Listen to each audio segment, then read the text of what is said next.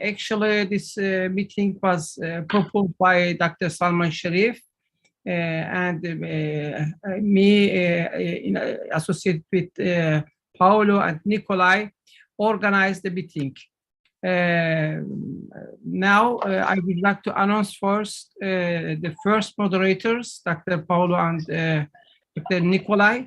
They can start the meeting. Session 1. Okay, so thank you, Said, and it's my welcome as well for everyone, and it's my great pleasure to introduce Professor Victor Perez from Mexico. He's a well-known expert in anatomy as part of neurosurgery, member of the Neuroanatomy Committee of the World Federation of Neurosurgical Societies, and he has a great dissections on spinal cord and brain. And thank you, Victor, for joining us. And please start your presentation. Thank you, Paulo. I'm going to share my screen.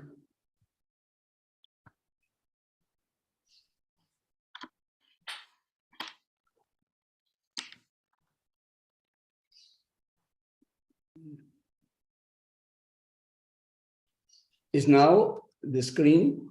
Yeah, it was, but okay. Now it's okay? Now it's okay. Now it's okay. Thank you.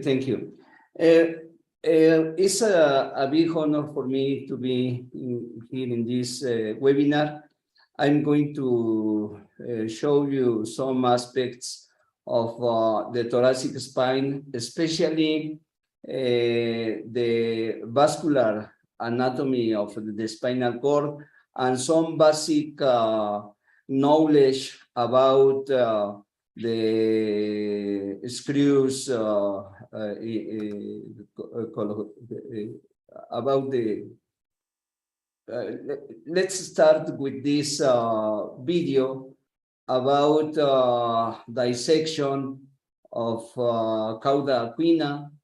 And this is a specimen that was injected in veins and arteries. I'm going to pass this video a little bit faster in order to have the time to show you several videos more. Here I am dissecting the spinal nerves, and we can look also the veins, and in the anterior aspect the Adamkiewicz artery.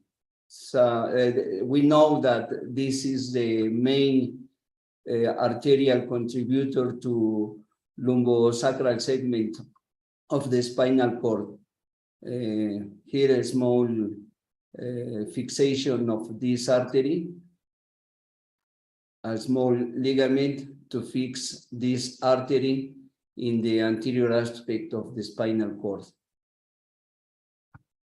This is a good exercise in order to know the vascular anatomy of a spinal cord. At here we have the conus medullaris, this one, and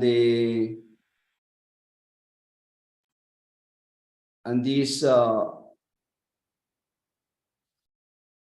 nerves, the lateral aspect in this spinal cord, the dentate ligaments,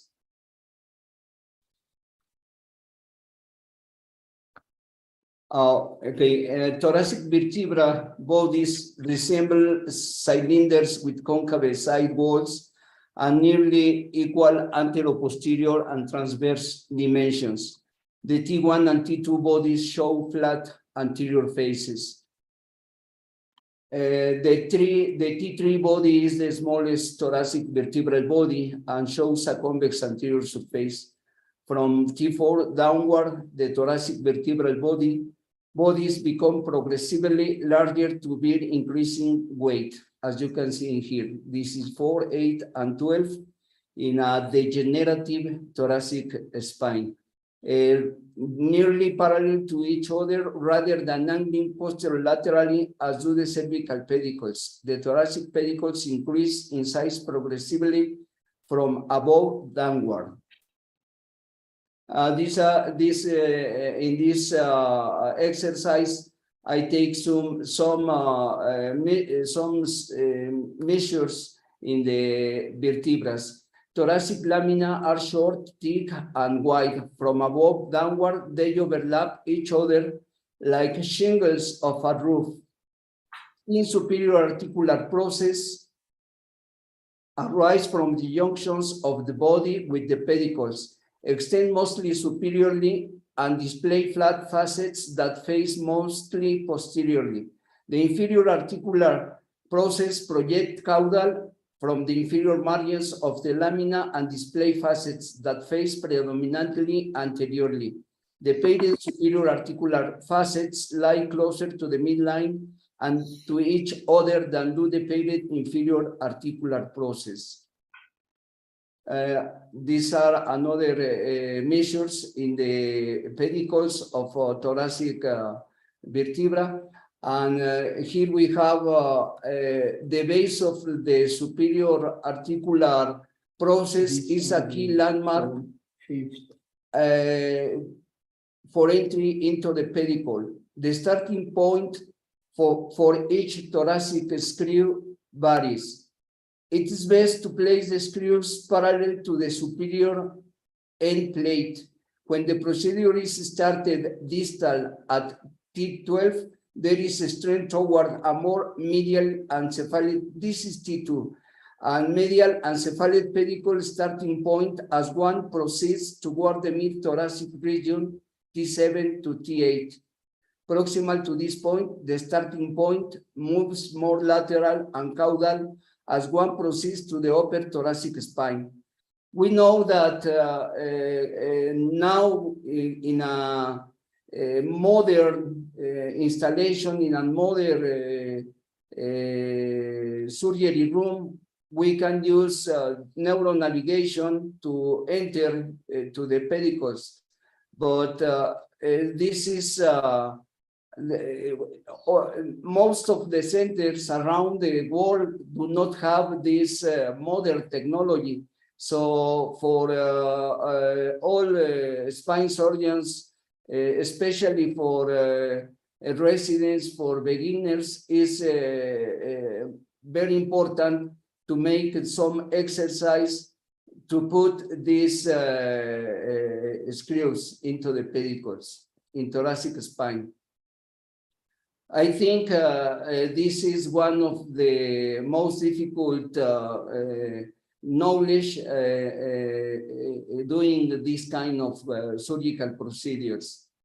So here I am doing this exercise, and as you can see in these pedicles that are almost 3 millimeters wide, it's not easy to put a screw. So here we have a violation of this pedicle, as you can see here. This is because the pedicle is almost 3 millimeters wide. This exercise was made in a degenerative spine.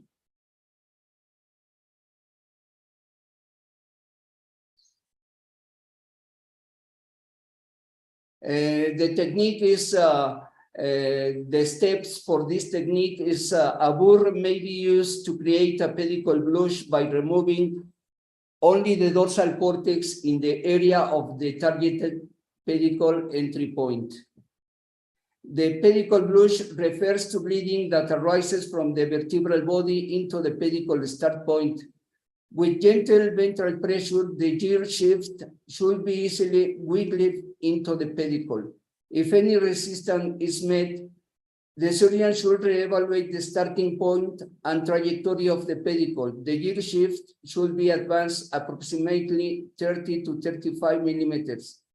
The surgeon then probes the pedicle hole to feel for the medial, lateral, superior, inferior, and ventral walls of the pedicle.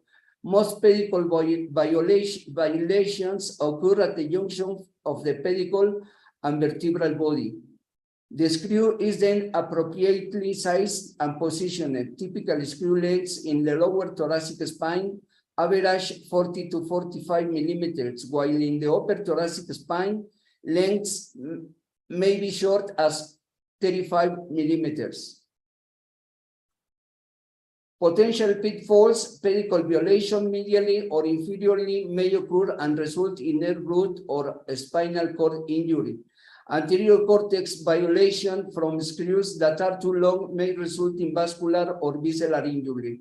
Pedicle screw pull-out or failure of fixation may occur with malpositioned pedicle screws.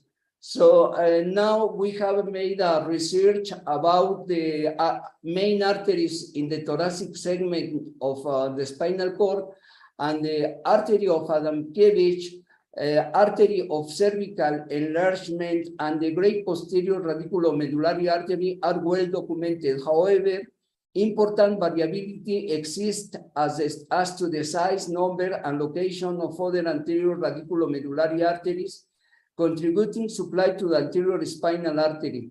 The artery of von Haller has attracted little attention in the literature, with a single spinal angiography study conducted in 50 patients. In the next anatomic study was the documented prevalence and the characteristics of the artery of von Haller in cadaveric specimens. Here we have a cervical spine artery, and here we have the von Haller artery. This is the main contributor to the thoracic segment in the spinal cord. This is the Adamkiewicz artery, and the Adamkiewicz artery was identified between T3 and L2 in all 50 specimens, 100%, and the artery of the cervical enlargement identified in 84 specimens. At least one artery of von Haller, distinct from the Adamkiewicz artery and the ACE, was identified between T1 and T11 in 47 of the 50 specimens.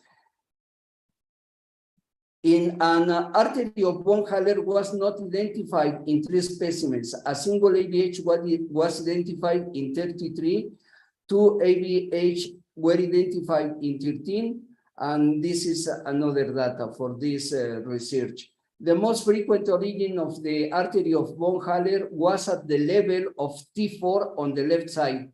The average size of the AVH was less than 0.5 millimeters.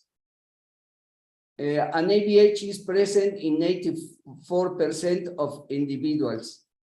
This is the artery of von Haller in T4. And I want to show you this video about injection of this artery of von Haller. We should remember that this artery is the main contributor as a radiculomedullary artery going to the thoracic segment of the spinal cord. This artery is very thin compared with Adamkiewicz artery. This is almost less than 5 or 4 or 0.4 millimeters. It means 400 microns. It's not easy to inject these arteries with conventional injections. We have used some industrial paints in order to go to make a good injection. This is the posterior aspect of spinal cord injected with this color red, and we can see in both sides of the spinal cord the arteries. So in here we have a dissection. We have in here the lateral aspect of the thoraco-lumbo-sacral segment of the spinal cord. Here we have a dentate ligament.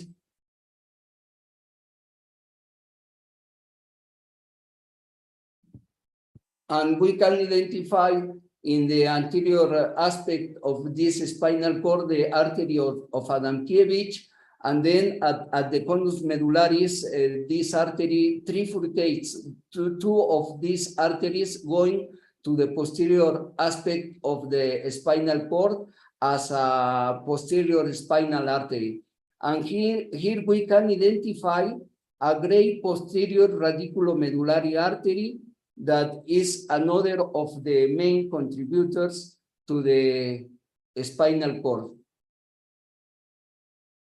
Let's go to see another view of this dissection. This is the anterior aspect of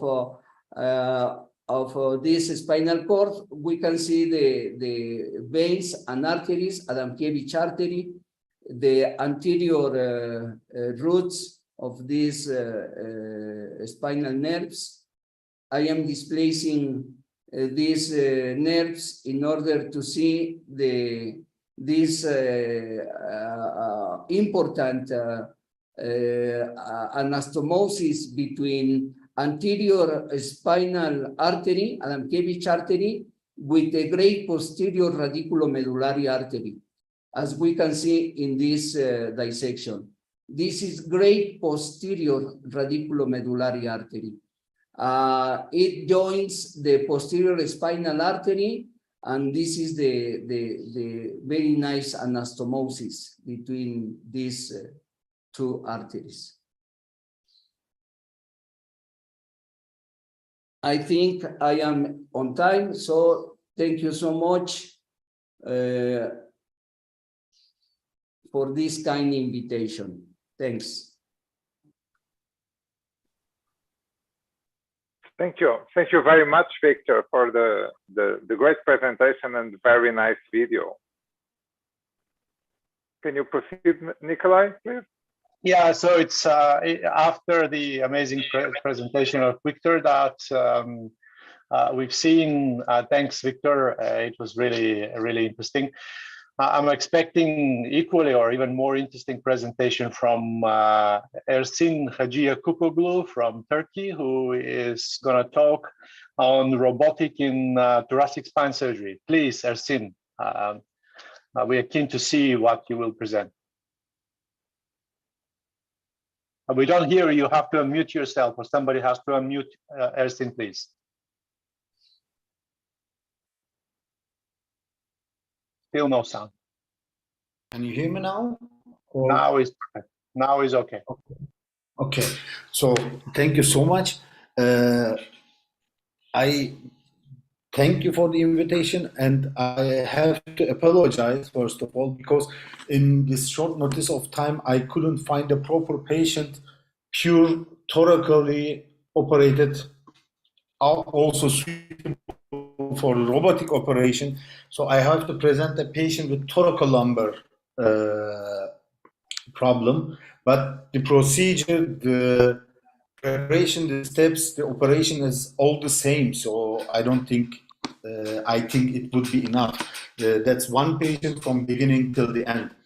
So I'm starting now.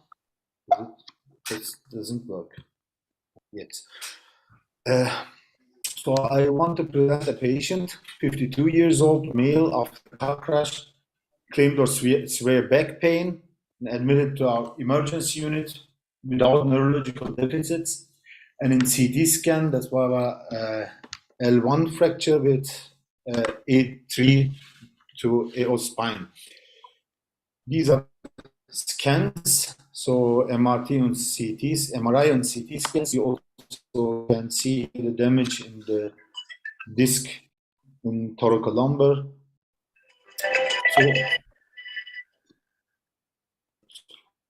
So we planned here operation in two steps. The first steps was the robot-assisted percutaneous posterior stabilization from thoracal 12 to lumbar 2.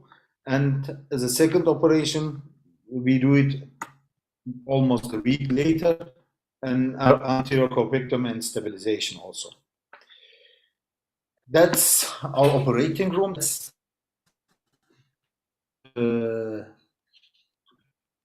it from our nursery. You see almost everything is here suitable for the navigation. end effector, our tools goes through that, and it gives us the stabilization of our tools. We make, first of all, a normal röntgen to recognize the pedicles and also the place that we could fix our tracker for navigation system. There are two trackers. One of them is here. That should be fixed on spinous process. And the second tool is for the robotic. The robot, after the scan, the robot should see all the points here.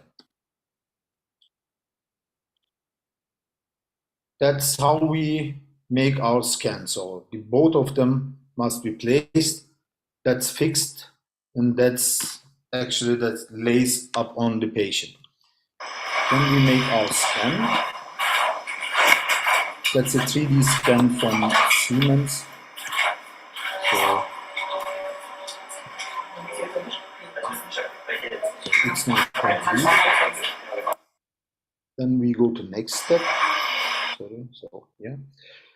So you choose the vertebrae that you want to insert your screws. Here are the levels, and here at the left side we use the same screws as the robot firma. So these are the names of their screws. So we take here a percutaneous system, and then we plan. That's the scan that we made intraoperatively, and then we place the screws as we want. You can change also the height and thickness of the screw. You can manage it three-dimensionally. I don't know if you can see it, but your trajectory is also shown here. So that shows that you can insert the screws parallel to each other, that you don't have a problem afterwards. So by rod placing.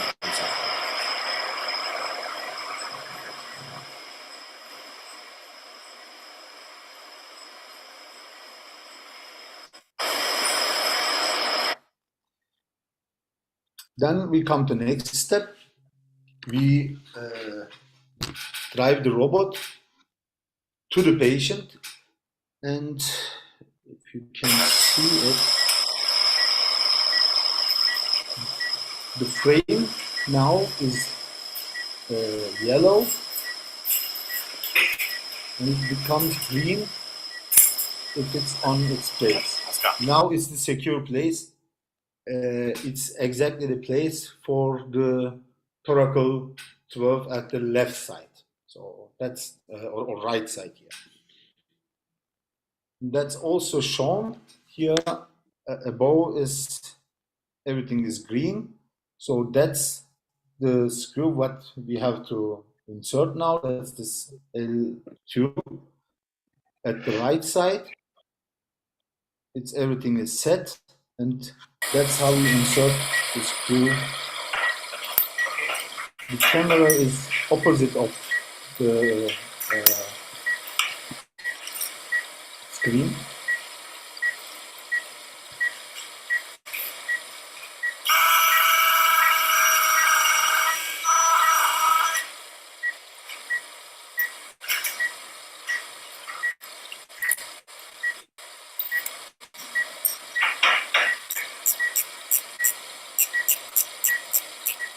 Cutting.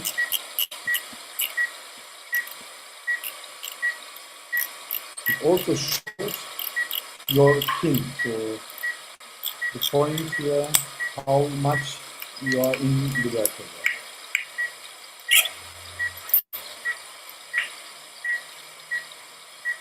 Now comes the screw. It's yellow.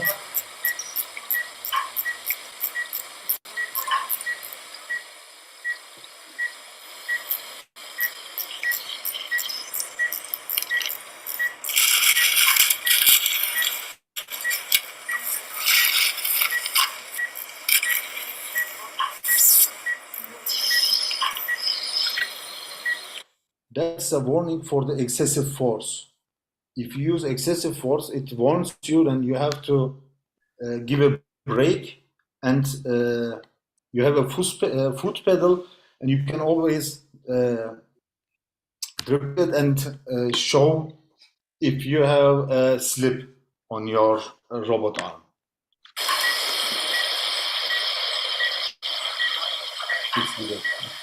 Again, and it makes also, I don't know if you can see it, but it also makes a tick if you are at the position, so if you are at the end position.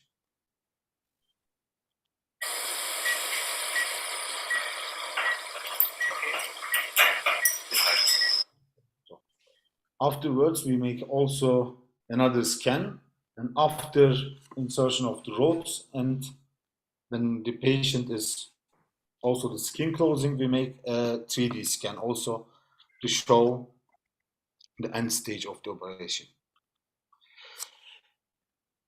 The robotic surgery is a safe surgery, so the malposition rate is under 2%. The operating team has less radiation, almost no radiation, because in our system with hybrid operating theater, we can save the position of the patient, we can save the position of the scan, so it comes automatically with a button push, and then it makes it scan alone. So we almost have no radiation in this operation. It's a developing technology. It's getting faster and better. So we have the robot since 2020. At the beginning, it was slower. We had a new software installation for about 2 months. It's remarkably faster than before. So it's getting faster and easier. You can use it in all spinal levels. I think the middle thoracic level is always the easiest while you operate from a vertical angle. And if you go upper cervical or lower lumbar levels, you have to go a little bit horizontal, and it can cause some problems also depending on the patient. Patient has to be really stable on the table.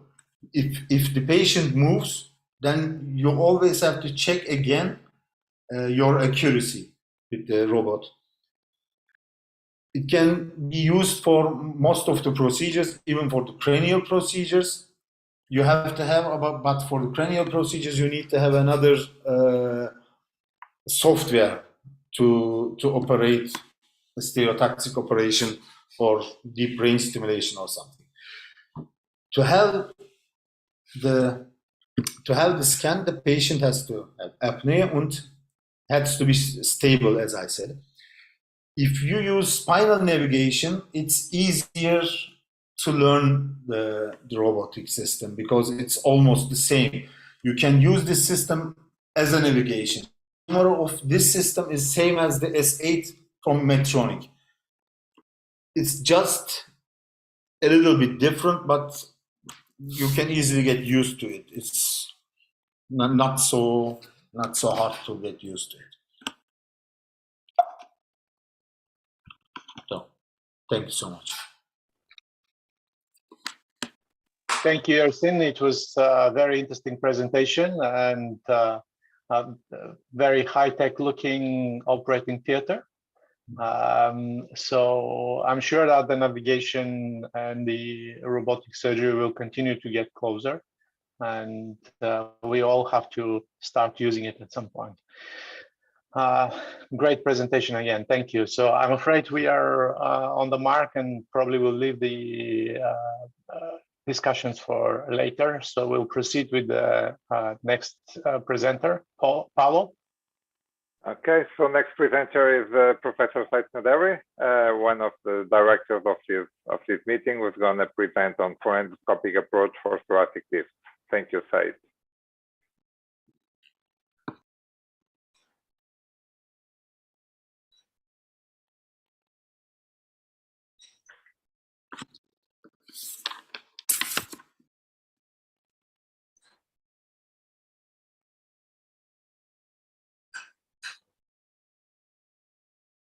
You are mute, Said.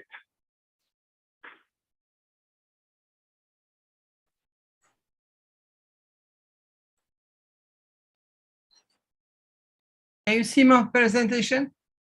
Yes, now it's okay, and we can hear you. Thank Okay, you. I start. Okay. As you know, paramedian approach can be used successfully for the lumbar, foraminal, and paralateral herniations. But we use this approach, microsurgical transformer approach, for some cases of thoracic disc herniations, especially in cases with paramedian herniation. So I would like to present my case. She was a 45-year-old female with severe back pain for 6 months and right leg numbness for 1 month. Neurologically, there was right leg monoparesis. As you can see here, there was one disc herniation, and you can see here disc herniation and some kind of the maybe heart herniations. And the ligamentum flavum was actually a little thick, and at the level of the herniation, you can see rib also. CT shows calcified paramedian herniation. For this case, we applied somatosensory potentials, which show us delay in latencies of the tibial somatosensory potentials. So what we had on the table for treatment, physical therapy or surgery, but there was no improvement after physical therapy. Therefore, we decided to do surgery. For these herniations of the thoracic spine, you can use posterior approach, not laminectomy actually, transfacet, transpedicle approach, or some cases of some approach like costotransversectomy or lateral extracavitary approach. Actually, our paramedian approach is something similar to costotransversectomy approach. Approach selection should be performed based on anatomy of herniation, I mean size, location, or composition, if it's hard or soft. So I would like to show the video. Here is medial and caudal, and you can see after a paramedian incision, 3 centimeter lateral to the midline, we can skeletonize transverse process and some parts of the medial parts of the rib. Then, if necessary, we can resect the rib, but if it is attached to the intervertebral disc. But if it is not attached, you don't need to resect the rib. You can find intercostal nerve root below the rib, and if you follow this nerve, you can reach to the dura. As you can see here, I would like to show you again this part. We removed lateral part, or removed lateral aspect of the facet, and then remove the ligamentum flavum from the lateral, and then using the hooks, we can remove easily into soft and hard part of the herniated disc. Actually, this approach is very good for paramedian disc herniations, but for central herniations, especially in cases which there are hard, it's not appropriate. I would like to show you preoperative and postoperative image. And here also you can see preoperative and postoperative removal of the hard part of the disc also can be seen here. So in summary, factors which are important for selection of the selection of the approach includes anatomy of the herniation, size, location, and composition. Patient condition is also very important, especially if there is history of previous thoracotomy. You cannot use thoracotomy easily. If there is severe stenosis, you may need to address stenosis at the same session. And in cases with instability, you need to add fixation. Of course, surgeon experience is also another important issue. So you can see here the illustration showing transfemoral approach. After resection of the rib, you can find a nerve root, and then you can remove lateral part of the foramen, and then you can reach to the ligament of filabrum and then dura, and then you can remove the disc herniations. And effective discectomy using standard punches and curettes are easy. In case of costal resection, you can protect the pleura, and in case of instability, the incision allow for pedicle excretion as well. So transfemoral approach is effective in all cases with foraminal and in most paramedial herniations. However, large calcified herniations require anterior approach. Thank you for your attention. Thank you very much, Said, and thank you for keeping on time and for the very didactic and comprehensive presentation. So we have a few minutes left. So what is so my question is how often do you just open on your side, and how often do you open in the midline? Actually, in all cases, almost all cases, I use paramedian approach. In cases with stenosis, sometimes it's a midline approach may be needed. Okay, thank you. Nikolai, do you have any question or anything for Said? Well, it was very good and interesting presentation, and it was, as you said, very didactic. I think we will just proceed further with the next speaker, which is Hyun-Sen Kim from Korea on full endoscopic thoracic disc herniation removal. Please, Kim, proceed. Okay, can I share my slide? Please.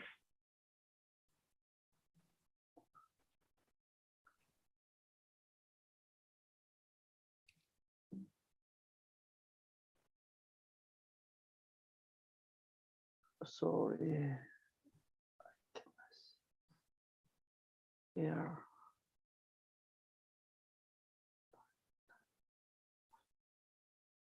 Sorry, I cannot find my slide.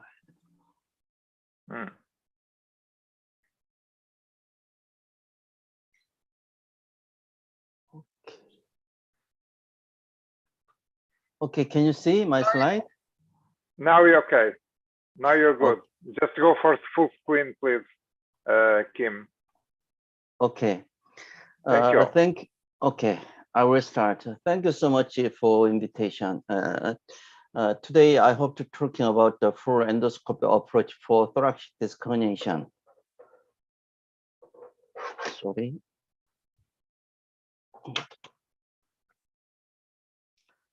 Firstly, we checking about some anatomical consideration of thoracic disc. We already, Professor Said Naderi talking about that some in the thoracic disc herniation, there have some limitation of the some neural retraction and some bony limitation of the facet and the lips and some costovertebral joint.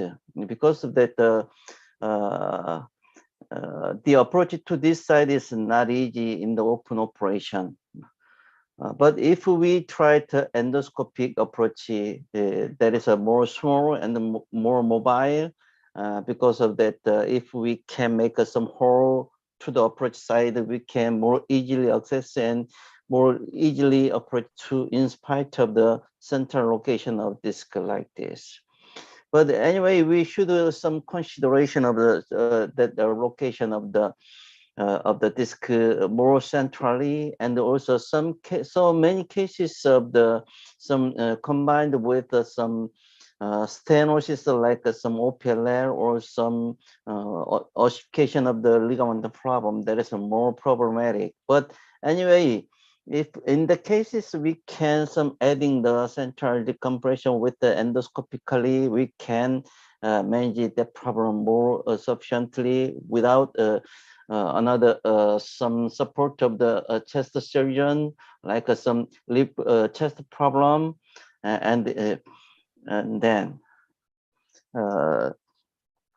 now we see the some approach, surgical approach of the thoracic disc. We already well known that already we mentioned said Naderi and Nikolai talking about that, and approach for the thoracic disc herniation usually can divide it to intraluminal and postlateral and retropleural and transthoracic.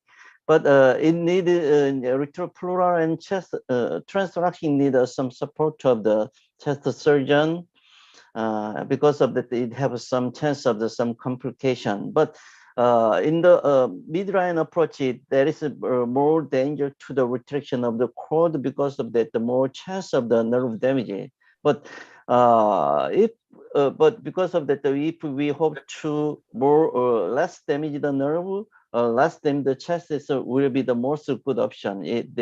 I think that this is the best option is the endoscopic approach. Actually, Professor Retten already published this endoscopy approach technique published in 2018.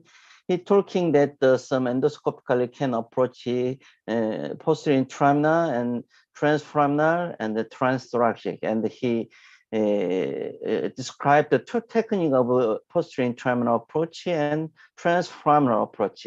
And you can hear in spite of the transforaminal approach, in need some resection of the bone structures like costovertebral junction and facet joint to make some exposure of the cord for safety approach and more approach to the central part. And also in the postlateral intraluminal approach, there you can see here there's some decompression and approach to the target point.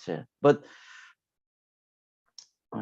now I will show some cases of transforaminal approach cases and the intraluminal approach cases. I already mentioned that if the disc, the pathology only, disc pathology in spite of the thoracic, for example, the paracentral location, in central location, I think that the transforaminal approach will be the best endoscopically. But if the pathology of the disc combined with the stenosis and OPLL and ossification of ligament problem, there will be some combination of decompression and the intraluminal approach will be best. I will show the cases.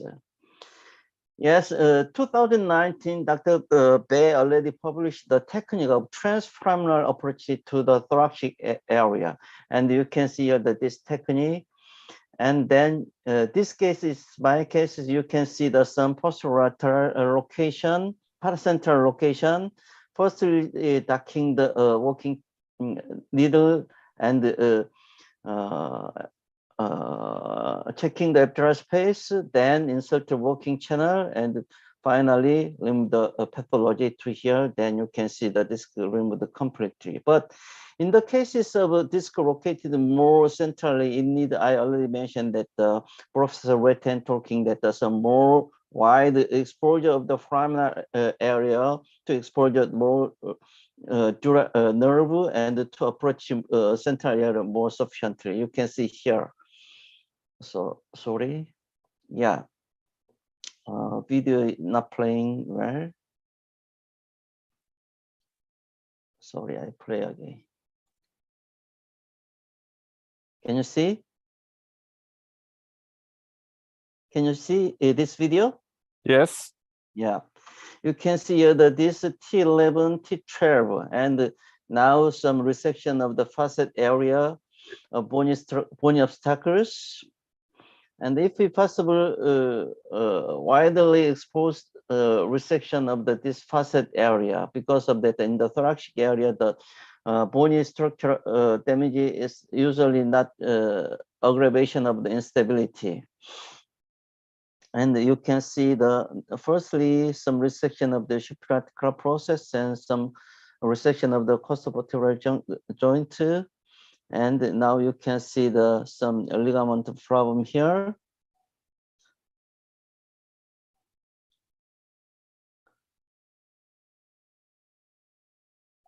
Yes. After remove the bony structures, then remove the ligament problem here. Then you can see some exposure of the jugular area. It meaning that in spite of the firstly ducking the near 45 degree, because of that the approach angle is already lessened. But after some widening of this space, you can approach more central location of disc more easily in spite of the thoracic disc herniation. Then you can remove this pathology more safely. And after operation, you can see this pathology removed completely.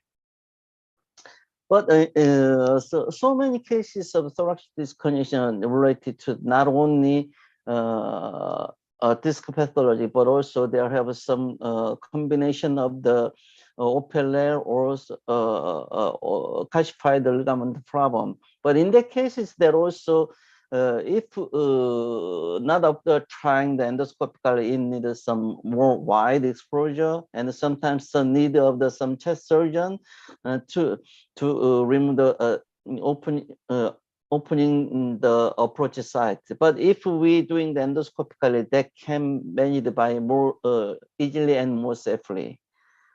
But in need, firstly, some expert to the endoscopic decompression for the thoracic pathology, like some ossification of ligament problem. This technique will talking by Dr. Pang Woo. And in this case, you can see some ossification of ligament problem. Then after endoscopically, it managed by well. But after then, you can try the endoscopic decompression with the combination of the intravenous discectomy. Now, it meaning that firstly, it should some decompression sufficiently, then you try the intravenous discectomy like this. Now you can see this case is a 60. Sorry, I'll try again.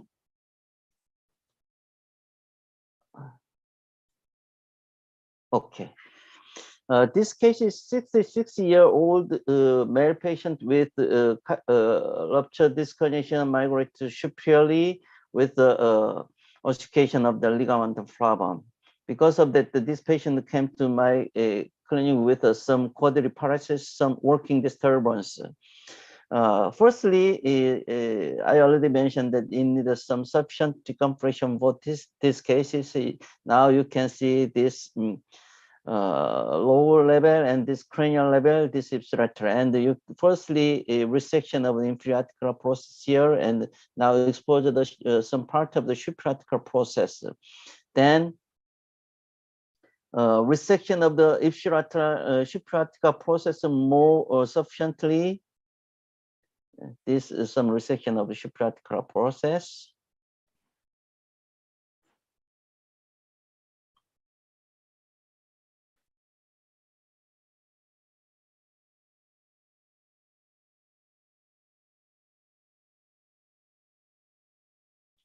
Sorry. Then see here. After then, after a decompression more sufficiently, then move to the disc pathology point and change the working channel more small size working channel, then name the disc pathology here.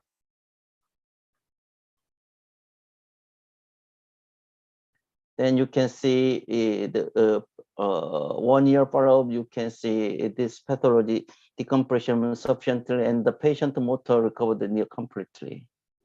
And another case is also near similar, but this case is some calcified disc pathology. Because of that, this case is also firstly need some wide decompression of the posterior part due to the this patient also came to my clinic with the quadriplegic paralysis of the working disturbance, because this patient needed some wide decompression for a nerve release. Then you can see here first after decompression, then change the working channel more small size and drilling the calcified ligamentum together, it meaning that the first decompression of the posterior part and then resection of the anterior part of this pathology in spite of the calcified disc. Now, finally, you can see the free nerve root and postoperative and postoperative CT and 1 year follow-up. The patient motor also recovered completely. In conclusion, the full endoscopy approach can be effectively applied to thoracic disc herniation, and the good result can be obtained if the transperineal and intraperineal approach are appropriately used depending on the cases. Therefore, a full endoscopic approach is considered to be a good treatment method for minimized option in thoracic disc pathology. Thank you for your kind attention. Thank you so much, Kim. It was really interesting as usual. And for those that don't know Kim, he has extensive experience with endoscopic surgery, and we always learn a lot from his presentations. I think so. We are fair to everybody. We'll proceed further, and we will leave the discussions for the end of the session based on what time we have left, if you all agree with that. Okay, thank you, Nikolai. Now, next presentation is by also from Korea, Professor Sang-Kyu Son. He has sent a video to Site Nadari. So can you please share the video with the presentation? Yes, I can share. As you know, bipolar endoscopic discectomy is becoming more popular in the recent years. And this video is on the use of this. I'm Dr. Song from South Korea. Today my topic is thoracic disease of UB. I will start. You know that surgical anatomy is very important in surgical technique. So let's discuss about anatomy review. First, thoracic spinous process, slant back and downward. Second, lamina. Thoracic lamina overlap each other from above the downward. Also, uneven posterior surface of lamina is important. Third, the ligament problem is very important because OLF is common disease at cranial attachment of deep layer of ligament problem. Third, you know that structures around the foramen are very complex. Also, more and bigger epidural veins in foramen and axial area in thoracic spine. You know, this one here, upper and lower spinous process is clear, but mid portion of thoracic confused because of this is slanted. Slanted spinous process commonly. Sometimes different level between body and tip of spinal process. Also, this slanted spinal process mystery very common. Also, under CM radiography is important. Disorientation on sometimes this slanted spinous process make you disorientation on endoscopy.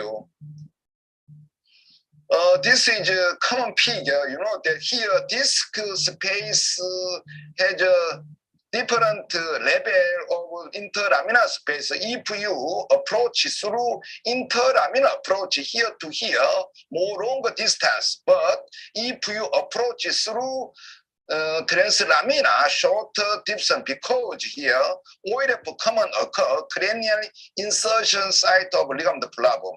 I commonly approach translamina. This view is both this area is this is posterior surface of the lamina, upper lamina, lower lamina. This is borderline is important because here borderline means here this yellow here upper half is yellowish. Yellowish means ligament flavum caudal insertion site, pinkish area. This borderline is important for translamina approach. This is borderline is drilling starting point. This one. Also here, foramen area very complex.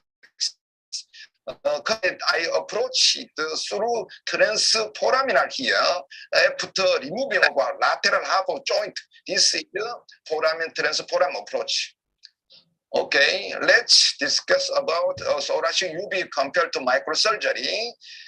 Common disease OLF. For OLF, I approach the keyhole laminotomy through translamina approach. Commonly in microsurgery, total laminectomy, but thoracic soft herniated disc, I commonly approached through transforaminal or transpedicular. Also, thoracic heart herniated disc, I commonly approach through transforaminal approach. I will show you.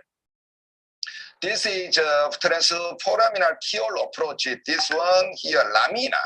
You know that here disc and interlamina space is different level. So I commonly approach through translamina approach. This one here. Okay, this is preoperative OLF translamina. This is postoperative. You can see here full decompression. This one here. Borderline, pink, yellowish and pink. This drilling, paper thin approaching.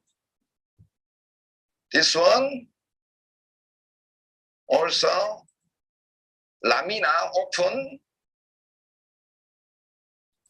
This one here open. After opening of lamina, you can see central pad. Central pad is very important because of central means midline, good oriented. Also, central pad has some depth, some safety depth. So first checking is the central pad. After then, you can see more processing. Central pad is very important in endoscopic OLF removal. Okay, sequence same here, same. This is sequence of the similar to microsurgery. You can see here. This is preoperative OLF, postoperative MRI show you full decompression. This is endoscopy UV OLF removal. Sometimes in OLF, sometimes ligament dura, ossified dura. This one here, ossified dura. This is I removed. So here, this one arachnoid. Important thing is to preserve arachnoid membrane. Important. After removal, OLF, I commonly apply tacocom. This one finished. This is preoperative, postoperative, full decom. You can see here. This is thoracic approach, posterior transpedicular or lateral extracavitary. This means transforaminal approach. I will. Okay, this is T11, 12 herniated disc soft tissue. A huge mass over the migration disc. I approach it through transforaminal approach. This is preoperative, postoperative MRI show you full decompression. This is a common transforaminal approach. Next is this is a transpedicular approach. Here, this is called and this huge rupture disc. I approached this through transpedicular approach. This is postoperative. Okay, this is your preoperative, postoperative MRI show you full decompression because this thoracic is a code level, no touch. To code important. Next is the hard disk. You know that the thoracic hard disc is a very challenging case, but I approach through transforamen approach. Thus, first I remove lateral half the joint. Also length. At that time, I use 0 degree. After then, I change the 30 degree length. Here to here, 35 or 40 degrees angle is important to me. Also, this is the thoracic 8 and 9 hard disk with myelopathy. You can see here hard disk. This is the myelopathy. Important thing is again, thoracic spine is a code level. Where is how to make a working space without touching our code. So first step is the how to make working space. In my case, first I remove both edge of vertebral body. I will show you here. After removing, I can push it down. Only push it down. Here, code. This one push it down. I remove the hard disk. That means here, again, this is code level, no touch the code is important. In my, again, how to make working space. My answer is the removing both edge of the vertebral body. Here, preoperative, postoperative. This is my transforaminal approach for hard disk. Again, how to make working space is the key to safety. So first, thoracic endoscope, surgical anatomy important. Second, endoscope 0 and 30 degree change. Controlled continuous fluid flow important. Add kit endoscope instrument, skillful surgery. Conclusion, thoracic, UB thoracic posterior surgery is surgical anatomy review is important. Also, approach type or important thing is the please try to do thoracic UB after many cases of lumbar UB. Thank you, everyone. Thank you. Goodbye. Thank you.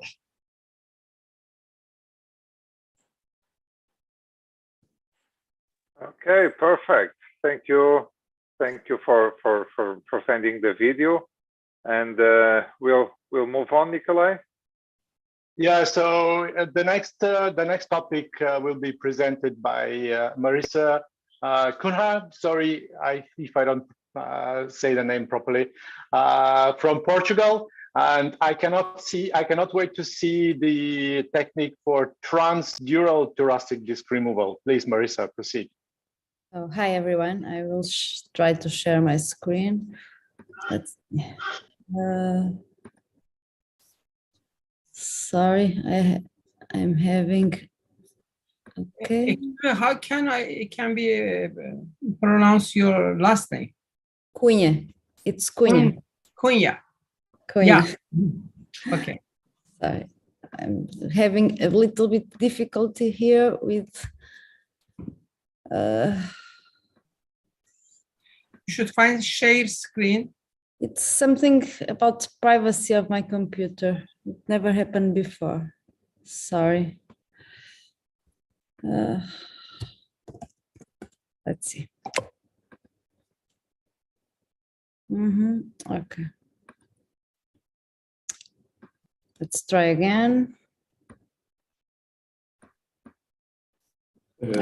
Okay. You can see now. Perfect. Okay. So I will talk to you about transdural thoracic microsurgical discectomy. The video will start running now. This is a 4-year-old male patient with no relevant past history and no medication. And actually in 2003, after a swimming pool diving, he presented with transitory complaints of paresthesia and dysesthesia in the right leg.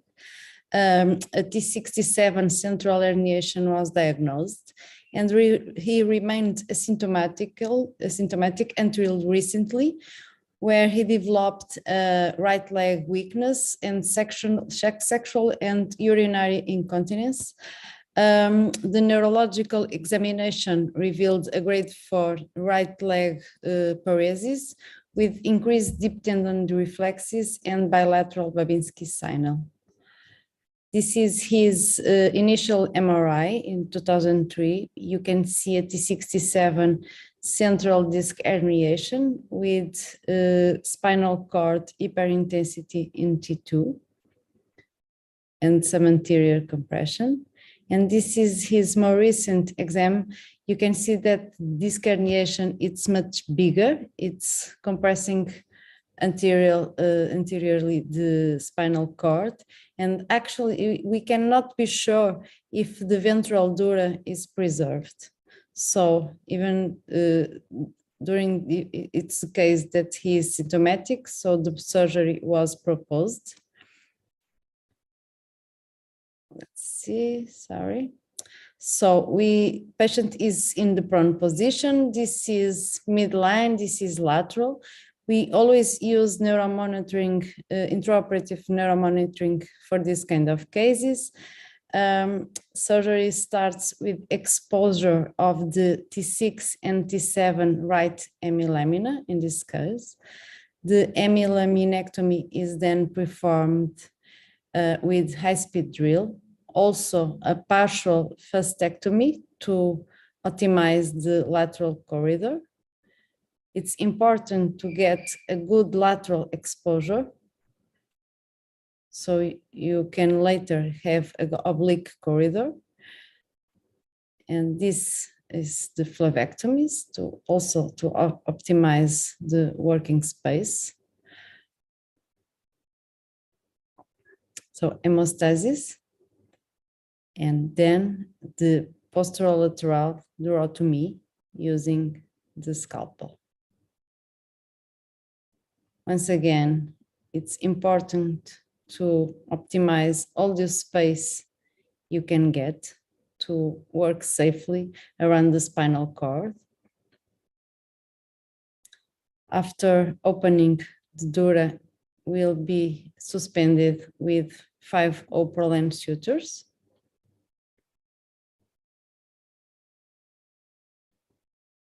Careful arachnoid dissection and opening. And after the arachnoid dissection, we will dissect and cut the denticulate ligaments. It's an important point of this technique is the opening of the two denticulate ligaments. Here is T7, but T6, it's also dissect and cut. Make sure that you cut all the denticulate ligament, which will then be suspended with one stitch suture.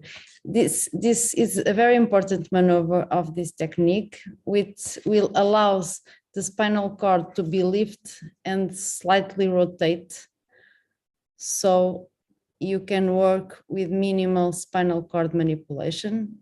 It's very important in these patients which already have spinal cord damage. You see here, you can the T7 one stitch suture of the denticulate ligament, and here the T6. So then the surgeon has direct visualization not only of the spinal cord, but also you will see the bulging of the disc herniation. You have good access to the ventral aspect of the canal using an oblique approach.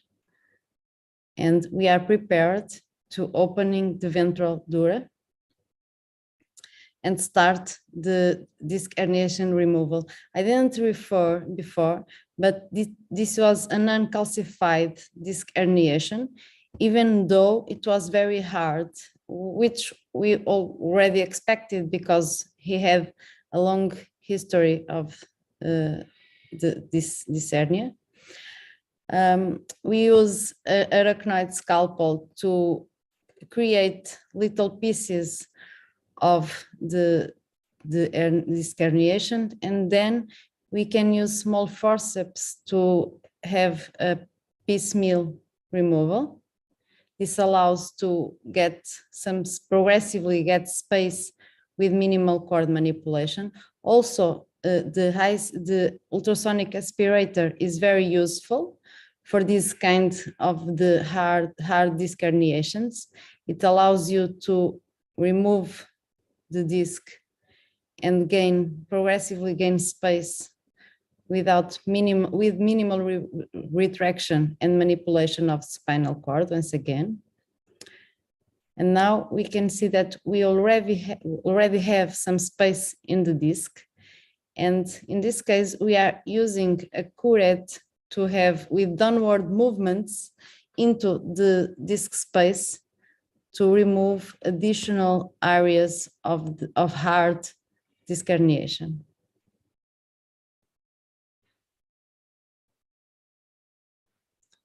You are always working with direct visualization of the spinal cord to make sure you don't damage. And also, I already said that we use neuromonitoring in these cases.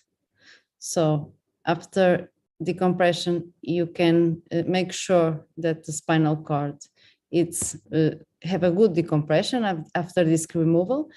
And we start to close the ventral durotomy. We use dural substitute, which we placed in the anterior epidural space. And then you will see that we reinforced it with fibrin glue.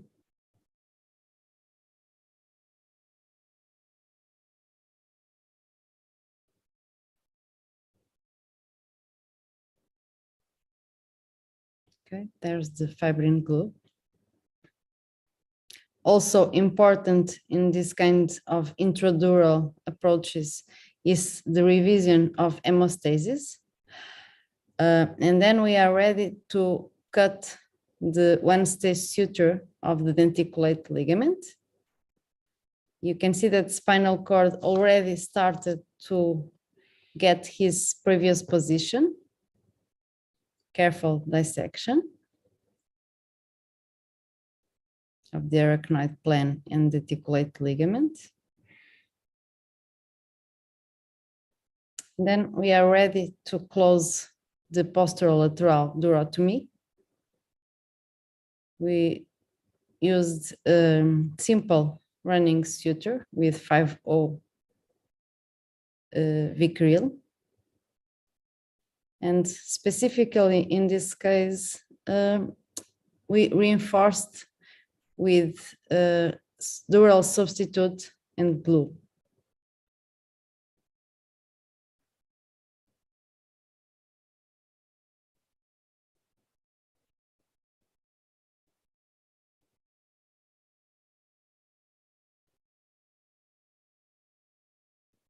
So during surgery, neuromonitoring has had no changes, and the patient had no post-operative new deficits and no surgical complications.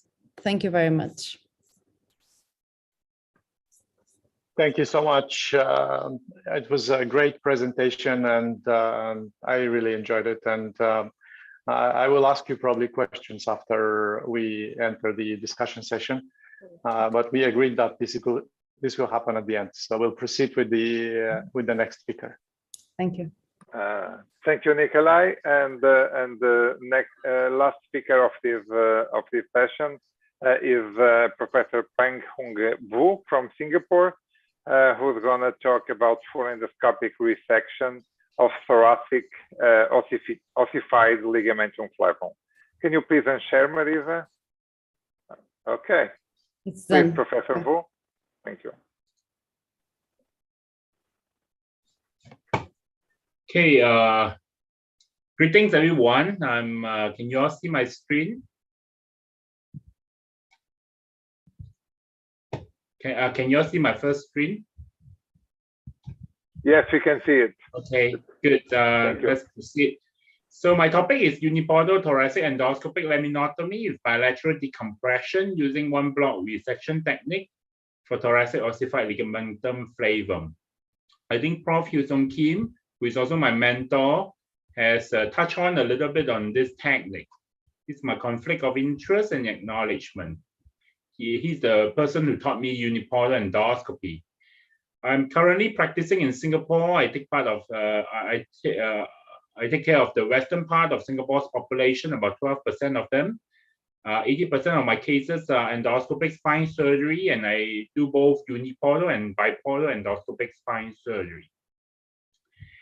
Ossification of ligamentum flavum is a disease of ectopic bone formation within ligamentum flavum, which may result in mass effect and neurological compromise. The low thoracic region is the most common region of occurrence, and this is followed by cervical and then lumbar spine. Is this a rare cause of thoracic myelopathy and can occur together with thoracic ossified posterior longitudinal ligament, OPLL, and calcified thoracic disc? We find that the East Asian population has a higher prevalence of the thoracic OLF. Coincidentally, they also have a higher prevalence of OPLL. The main reason is the predisposition of this thoracic spine, OPLL and OLF, is actually unknown, but is believed to be of mechanical origin as well as some of genetic predisposition. The traditional surgical option for OLF is open laminectomy. Compared to open decompression, MIS approaches such as endoscopic surgery reduces perioperative morbidity. There's some challenges in thoracic decompression surgery, and it's been highlighted by the previous speaker. Just to highlight that it is in a close relationship for thorax to the pleural and the lung, and that's particularly important in the posterolateral or transforaminal approach. The difficulty in identification of thorax is increasingly important in the mid-thoracic level. There is actually low tolerance of any thoracic cord retraction. So it's really amazing what Dr. Marisa showed us just now. The dural adhesion from thoracic ossified ligamentum flavum can be a challenge and is one of the major causes of dural tear.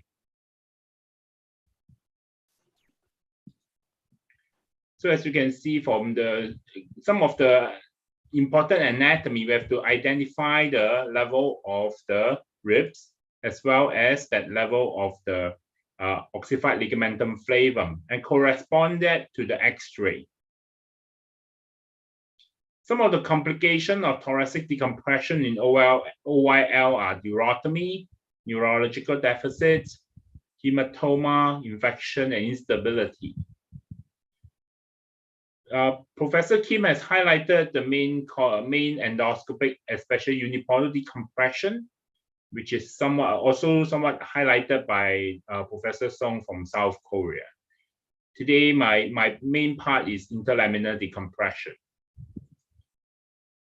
So as we know from the endoscopic surgery history, we started with transforaminal surgery, understanding the Kempin's triangle, and then we went into the interlaminar, mainly on the lumbar region, and then spinal stenosis decompression, fusion, and then subsequently now moving to thoracic and cervical approaches in the latest history.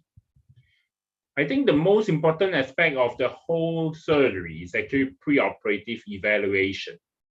We have to do X-ray to assess alignment and whether there is instability. If there is instability and malalignment, consideration of open surgery as well as with instrumentation should be considered as well, rather than endoscopic surgery. There are significant anatomical variation, for example, 11 rib, cervical rib, lumbarization, and sacralization of the lumbar spine and sacral spine, and cervical 7 ribs. For MRI, we do have to look for the MRI of the whole spine to look for any concomitant causes of myelopathy and rule out other causes of myelopathy. And I particularly find that it is important to do CT scan and do a proper SATO classification. SATO classification classified into lateral types, which essentially is ossification of the lateral side, and the extended type where the lateral extension of the capsule portion actually move more ventrally. And then the enlarged type are even more anteromedially displaced. And then the fused type, which essentially you will find it very difficult to identify the midline structure of ossified ligamentum flavum. And the worst type is the tuberous type, which is associated with more of the dural tear. On top of that, we have to look for tram track sign and C sign, comma sign, which can tell us that there's a higher chance of dural adhesion, or actually the OLF being very closely associated with the dura. There's a higher risk of dural tear in these cases. In the surgical technique, in terms of surgical technique, the setup is very similar to the lumbar spine, with the X-ray technician and the C-arm directly opposite us, and then a video processing directly opposite to the surgeon. We typically put them on the Wilson frame. I sometimes put in the pro-axis table. I think the pro-axis table have an advantage of having more space in the middle and then allowing probably an O-arm that come in without problems in interpretation. I find that Wilson frame sometimes cause problem in interpretation of O-arm. In my practice, when I do such OLF or OPLL for the matter, I tend to use the O-arm after my surgery. Prof. Kim and I published the steps in LEULBD. I think it's very applicable for the thoracic spine as well. We dock in the laminal-facet junction of the affected level. I think pre-operatively, we study the extent of the lateral extension of the OLF as well as the capillary chordal extension, and we tend to dock at the laminal-facet junction for proper counting as well as ease of access to the bilateral thoracic spine. We start from the laminal-facet junction. We do a capillary laminotomy to create space, and then we do a chordal laminotomy to create more space so that we can get into the contralateral side, the capillary aspect, and the chordal aspect. I think one advice is be generous with the undercutting of the spinal laminar junction. I think to get access to the contralateral side. This is a video showing how this is performed. This is also published in the Journal of Operative Neurosurgery. It's a patient who has a OLF on the thoracic 5-6. The patient underwent general anesthesia and position prone on the Wilson frame. The skin marking was about 1 to 1.5 cm from the midline at the medial margin of the facet joint and the AP view of the intraoperative fluoroscopy. And the lower edge of the lamina on the lateral aspects of projection on the affected level. We recommend the working portal placement to be on the same side of the larger volume of the ossified yellow ligaments. A 1.5 cm incision is made with the skin fascia and incise with a sequential dilation, and then put in the stenosis scope. I think we recommend stenosis scope for allowing more larger equipment rather than the transforaminal in the laminar discectomy scope. Soft tissue, the dissection will be done with the radio frequency ablation, and you can see now a 330 3.5 NSK drill. Typical any other endoscopic drill or fine diamond burr can be used for capillary laminotomy, as you can see from here. This is a right-sided approach. Head is on this aspect. T5 is here. T6 is here. We are on the ipsilateral right side. And you can see that we have trimmed the facets to the lateral margin of the ossified ligamentum flavum. We typically leave a piece of the spinous process together with the ossified ligamentum flavum. We find that it's easier to manipulate the ossified ligamentum flavum that way. We go, as we say, be generous in the spinal laminar junction resection so they can get contralaterally. So you can see that at the top of it, like Dr. Song say, at the top of most of the OLF is at the capillary aspect. And then we drill to the most capillary aspect when the epidural space is loose. And you can see pulsate some epidural space with the fats in the epidural space. Then we can go contralaterally, again, creating enough space just to be lateral aspect of the facet joint. Now with the bit of the spinous process and the laminar and then the OLF, then we drew got the caudal laminar to create space and then go contralaterally. Again, we drew the lateral margin of the OLF. Bear in mind, in the thoracic spine, unlike lumbar spine, the ligamentum flavum thankfully doesn't extend too laterally in the facet joint. So it tends to be a bit more medial, and then the lateral margin of the OLF resection of the ligamentum flavum tend not to violate too much facet joint. So we go to the caudal laminar, again, be generous in that so that you can get to the contralateral aspect safely without too much manipulation. So now we leave a nublin or a nodule of OLF together with the spinous process, so it's easier to manipulate with endoscopic forceps, or that's of the endoscopic, we call it the probe, actually is endoscopic pen field. So now you can see that we have carefully trimmed using this technique. It's a one block resection. So to the 95% of the operation is performed without touching the thoracic cord. So now we lift up this flavum, the ossified ligamentum flavum, as a single piece. In a fused spine, sometimes that we lift up both together, but of course, fortunately, most of the cases that we encounter, they are not fused. So we remove the two flaps. I think it's probably easier to remove the ipsilateral flap first, then we remove the contralateral flap. That is very different from when we do the lumbar endoscopic unilateral laminotomy. Bilateral decompression, when we tend to remove the contralateral ligamentum flavum first because of the bleeding. But in OLF, I find that we need to create space, so we tend to remove the ipsilateral side first, and now we carefully drill and remove the contralateral flap. Again, until this point of time, we are not actually touching the thoracic cord. I think it's very important so that to minimize the damages to the thoracic cord and possible paralysis.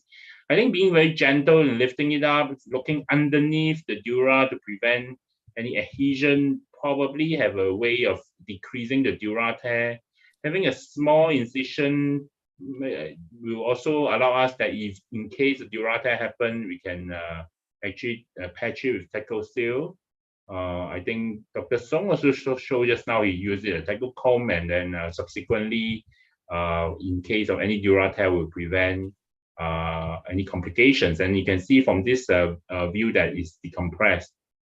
These are the show video. I think I'm almost running short of time. This is just the pre and post-op showing we have adequate decompression.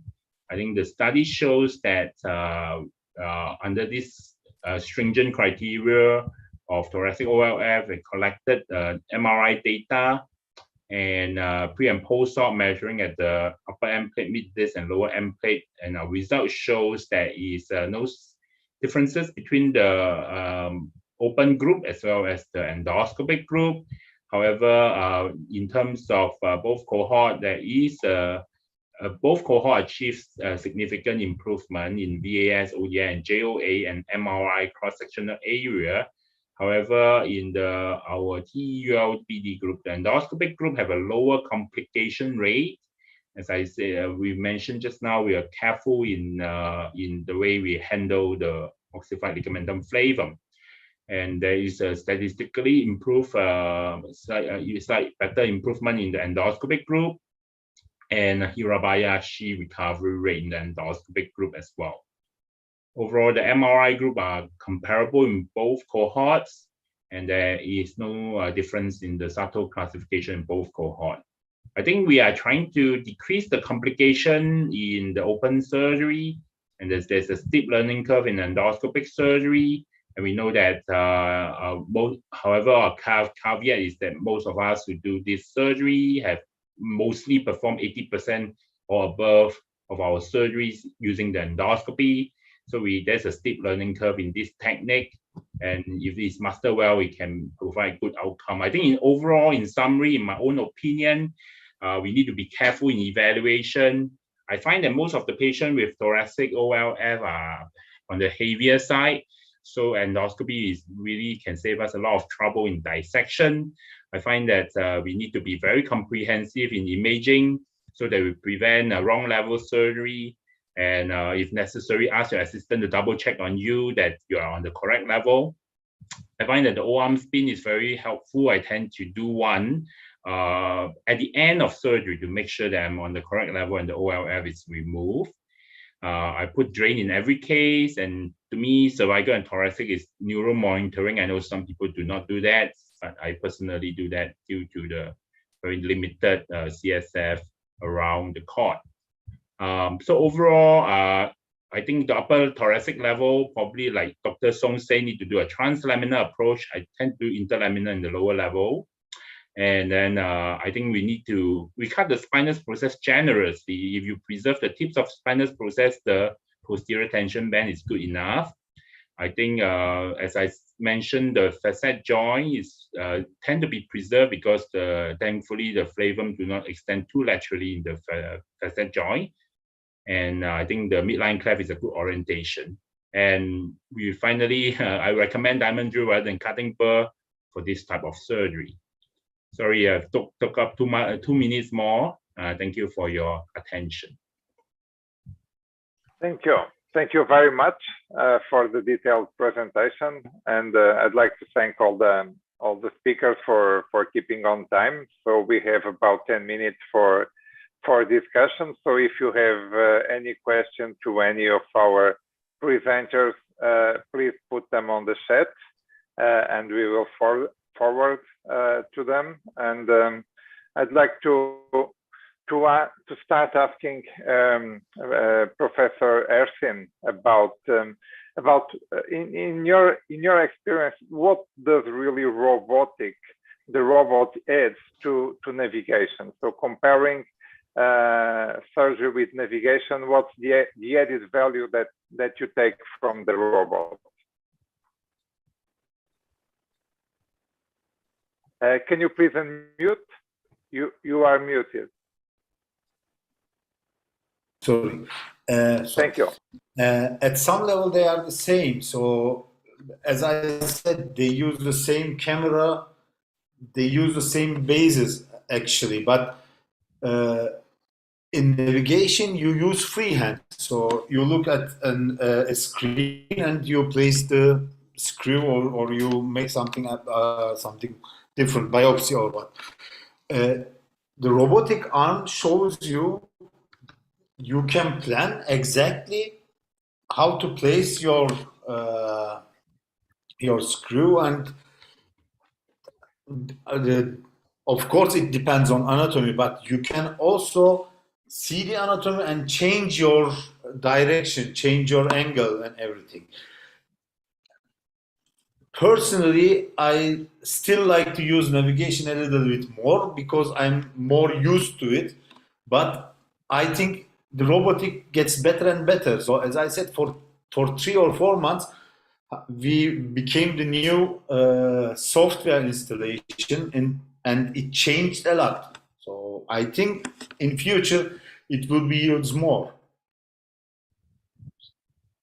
For 20 years we didn't have any, or for 10 years we didn't use any navigation for the spinal surgery. Even for cranial surgery we didn't use the navigation. Now it's routine almost everywhere. And maybe this has also a future. We have to see. Okay, thank you very much. Any questions from anyone? May I ask Paolo, what is the radiation exposure when compare robotic and navigation? Not for surgeons and staff, I mean for patients. It depends on the system you use. You can use it with OR. We use it with, we have a hybrid operating theater, so we have a really expert device. And as I showed, it makes a scan in 3 seconds. or less than 3 seconds.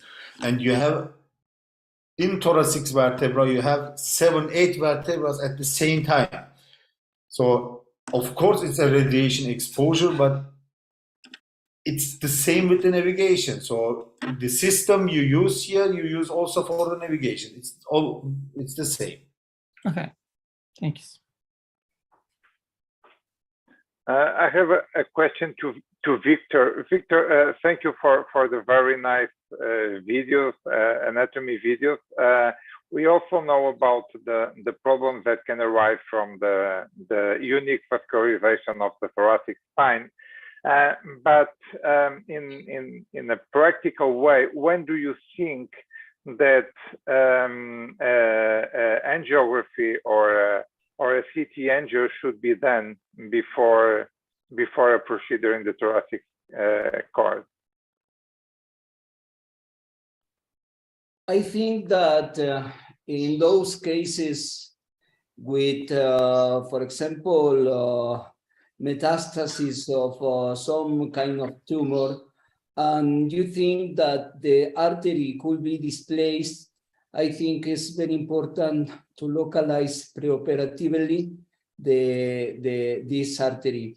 It's also very important to know which is the most frequent side of the spine in which we can localize the main radiculomedullary arteries. For example, in Adamkiewicz artery is T9 in the left side. Almost 40% of the cases is located over there.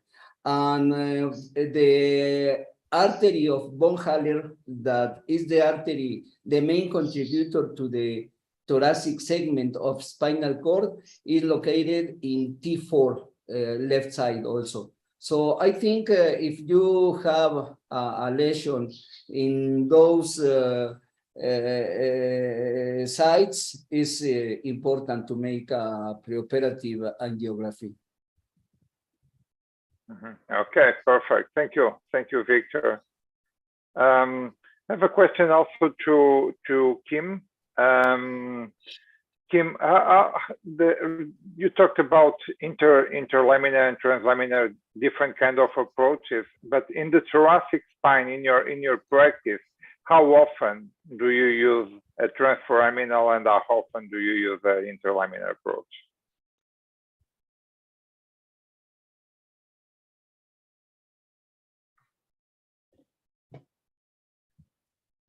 You are muted.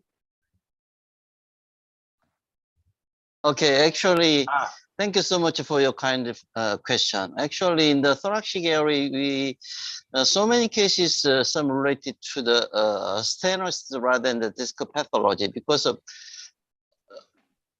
of that, usually I'm doing intraluminal approach more than the transforaminal approach. But if there have some disc pathology, I'm also try the transforaminal approach. Okay, thank you. Question for Professor Peng Hu about your technique. What do you think is the advantage of removing the ossified or the calcified ligament in block instead of piecemeal removal? I think there are a number of advantages. I think we do most of the bone work. In fact, we trim the ossified ligamentum flavum, and we leave the potential complication of a dura tear or MEP changes right at the last probably 10%, the last 5-10 minutes of surgery. Right, and then we can actually also prevent that.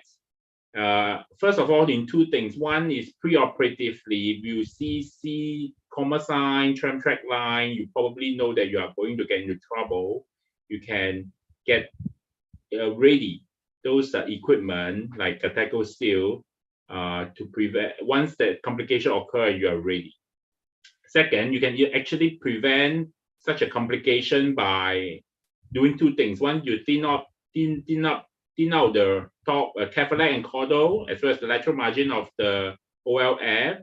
Second, lift it up gently, and if you see that the dura sac is packed very closely to the OLF, you may want to get underneath. So take out a little bit more of the facet, get underneath, and really use endoscopic pen feel to actually elevate and separate out the fragment. Sometimes, of course, it's impossible to prevent a dura tear, but we try as much as we can. We find that that can actually be quite useful. I think if we do piecemeal and we use kerrison, two things can happen. One is that we add another kerrison, be 1 mm, another of equipment into the very compromised dural space, and may cause signal changes. And then second one is we may cause a dura tear in between because we are not aware of the dura being stuck to the ossified ligamentum flavum. Just one advice, I think, if don't really hesitate. For me, I think in endoscope we didn't take out a lot of facets, so don't hesitate to actually do two approaches. I tend to, for very cord level, I tend to do interlaminar and transforaminal combined approach in the same patient, as much as if there is a combined pathology, rather than trying our best to preserve facet joint. I think overall the facet the structure is quite stable. I think Prof. Kim has published some data on that. Okay, thank you. Nikolai, do you have any questions? Yeah, actually, I wanted to ask Marissa about this transdural surgery that she presented. Very interesting. Surely there is indications for that. How often do you perform that, and how is that routine surgery for you? No, actually, we don't get a lot of thoracic disc herniations with surgical indication, but when we do, we try to choose the best approach for the specific patient. We use a lot of posterolateral approaches, but in this case, in this kind of cases where we are not sure if the ventral dura is preserved or if you have a transdural herniation, and if you suspect that the disc is very hard, sometimes we select the transdural approach. We have very good experience with this kind of approach. We have good results. So it's like one option in our armamentarium of surgery, not the main one. Do you think that this is less traumatic than the transthoracic approach that would routinely used by everybody for that? So I think it depends of the level of the thoracic disc herniation. I think it can be less aggressive, yes, and that you can obviate many of the thoracic complications, pulmonary and others. Of course, you are choosing approach, a transdural approach, when you don't have any transdural pathology, for saying so, but yeah, it can be less traumatic than transthoracic, yes. Thank you so much. Interesting. Okay, so we are on time now.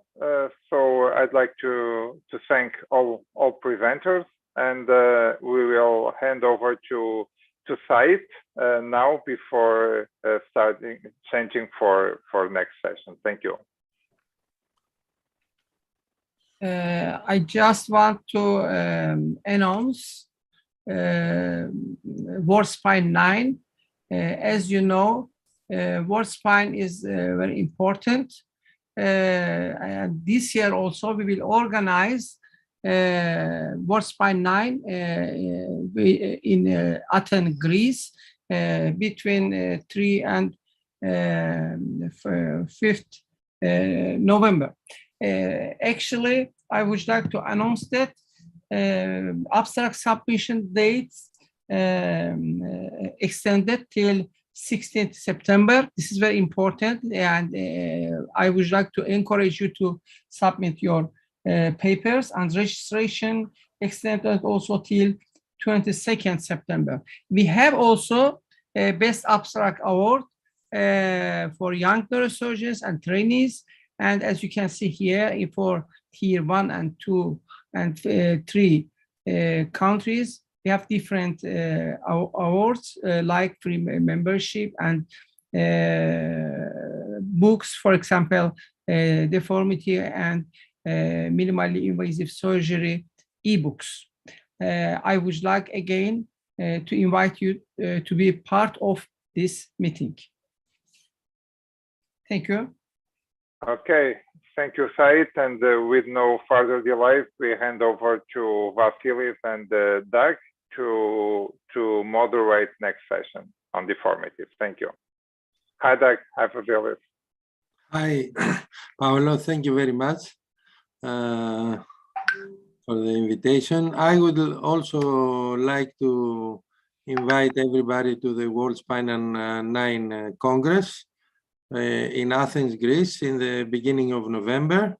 There will be also a cadaver course, the 1st and the 2nd of November, and then we will move to the Congress on the 3rd, 4th, and 5th of November.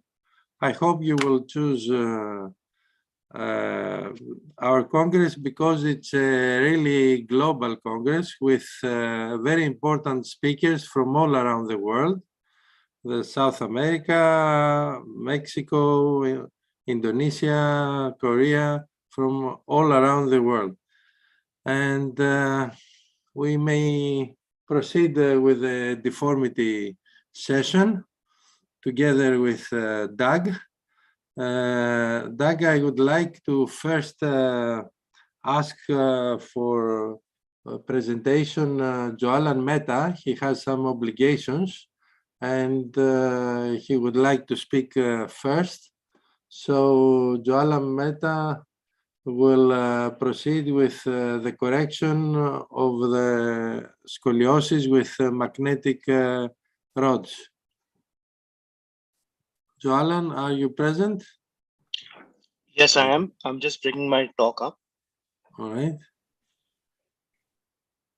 Joalan is a consultant spinal surgeon at the Royal Orthopaedic Hospital in Birmingham. We have worked together when I was in England, and he is a relative speaker in the Scoliosis Research Society, and he has a lot of experience, especially in deformity. He's a deformity spinal surgeon. Yes. Can you see the slides? Yes, we can see. Yeah, okay. So thanks for the invitation. Please let me know if you can't hear me, if there's any problem with that.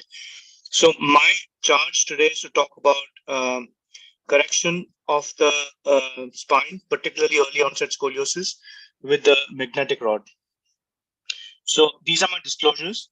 But while we are at this point, we'd like to just clarify that the magnetic rod has gone through a lot of problems recently, not just in the UK, but globally. They were withdrawn from the market, they were reintroduced, they were withdrawn again, and we are at a point that they are not allowed to be used in the UK. I think they're still being used in some other parts of the world. We have used the magnetic rods on many patients, nearly 100, if not more. It's more a concept rather than the specifics of the technique, but I'll just go through a lot of the technical points as well. So the first thing I'd like to say is that unlike other aspects of scoliosis, growing rods, whether it's magnetic rod or any other type of rod, is all about lung function, thoracic volume. It is not about the Cobb angle. It's about optimizing the growth of the chest so that the lung grows and then the kids don't have pulmonary problems later in life. Now, this 18 centimeter rule that we have has been challenged. Residual curves of over 50 degrees are important, but what's really valuable to understand is that the pulmonary function is the important aspect that we're trying to treat rather than the scoliosis itself.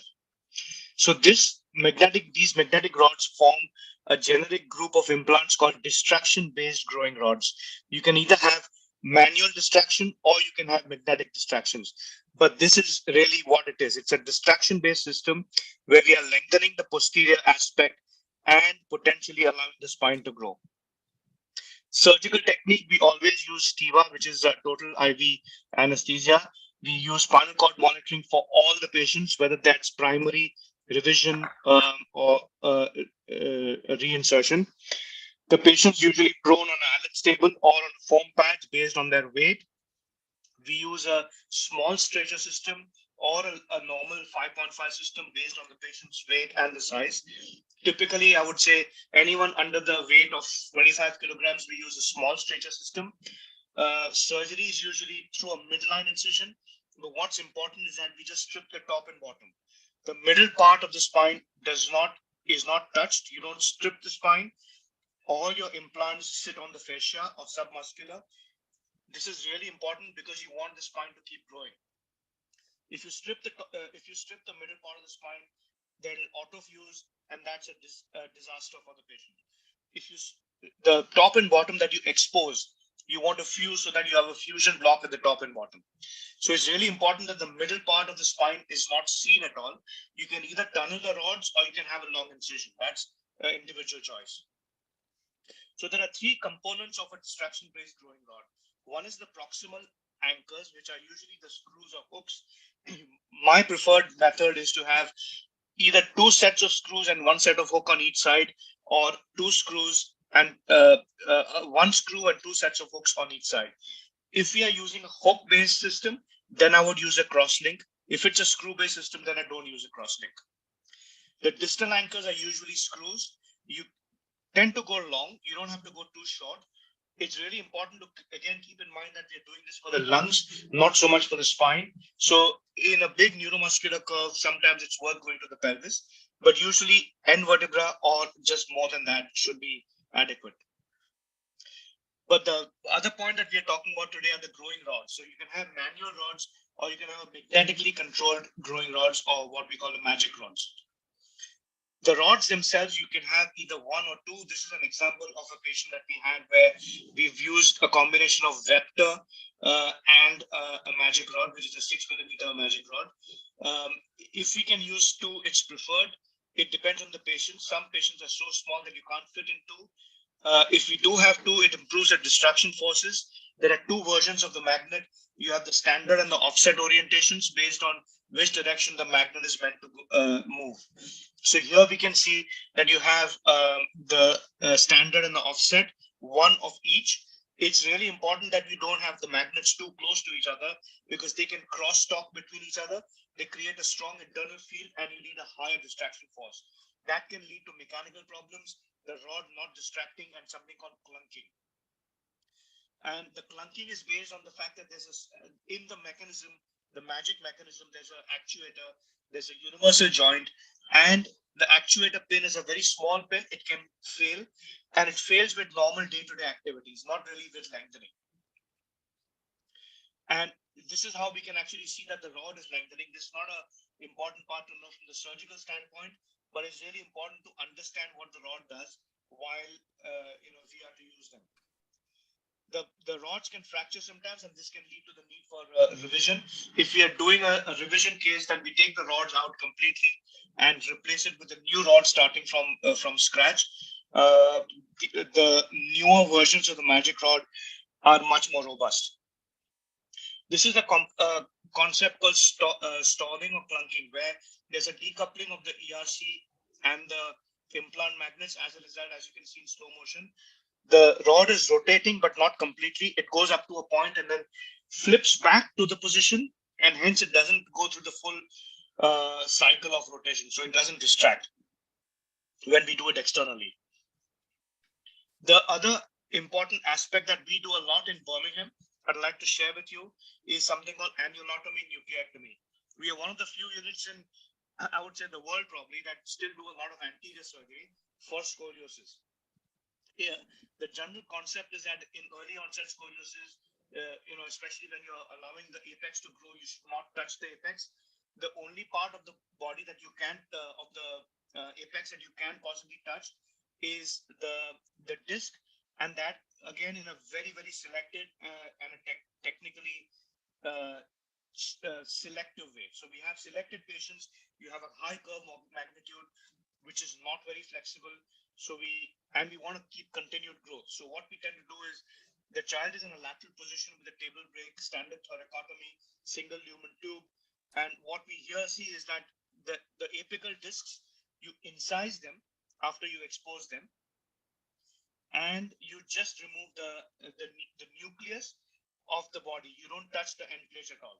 So if you just open up the disc space like so, that's enough for us to make sure that you create flexibility without damaging the disc. It can still grow and it shouldn't cause a problem. But more importantly, we get a good initial correction that then allows us a good role with the magic rods. This is just a paper where we showed that by multiple lengthenings, you don't apply the law of diminishing returns as you do with some other systems. One of the problems that we can have is foundation failures, as we can see over here. And if this video runs, yes, I'll try and make it. The entire construct is very, very lax, and the screws are loose. There's no two ways about how you deal with it. If it's infection, you take the rods out, let the infection settle, and then re-instrument.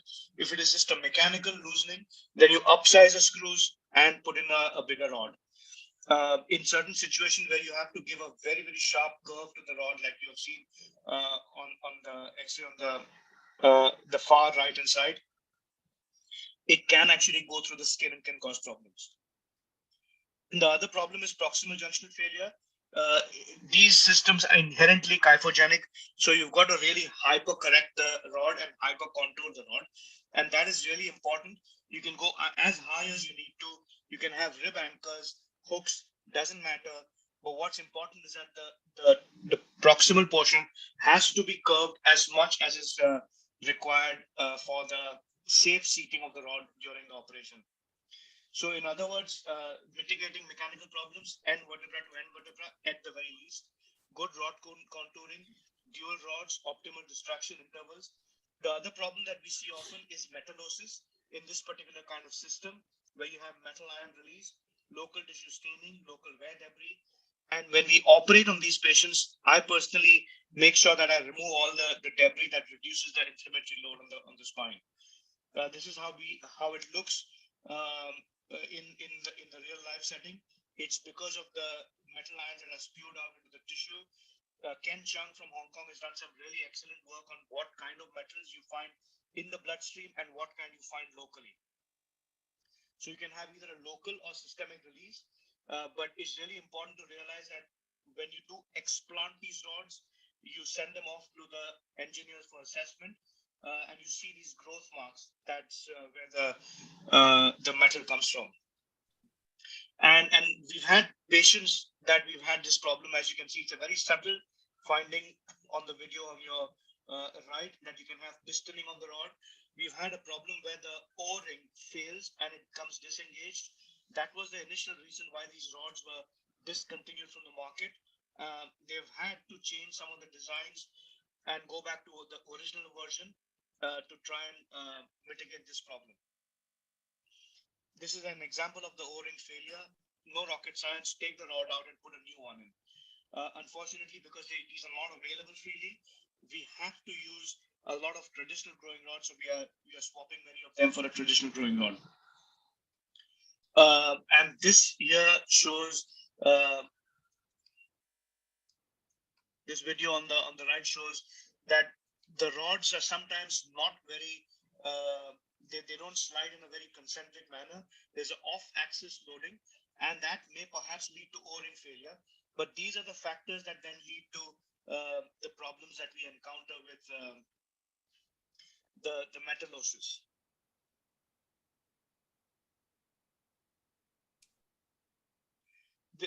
At the end of the treatment, usually you have to convert this to a final fusion. You cannot leave someone with a magnetic rod.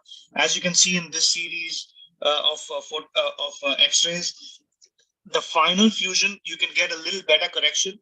That's when you strip the spine completely, You can do osteotomies if you want to, but it's really important that you just put in more screws, more implants, and get your final correction. What we've seen in the recent review that we published is that the overall gain in height is no different whether you've done the final fusion using magnetic rods or traditional growing rods.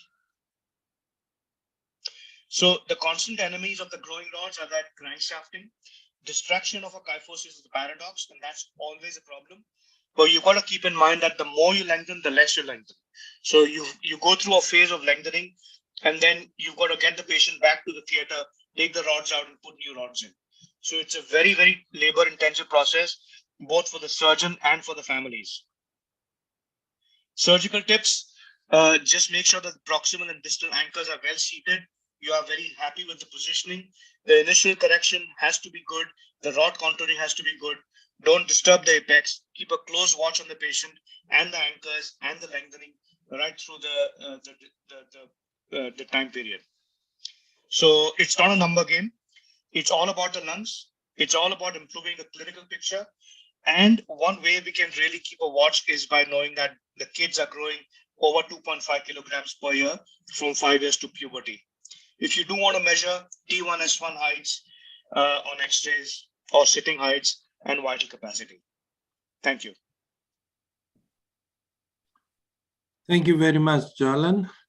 If anyone has any questions for Dr. Mehta, please ask them now because he will be absent later on.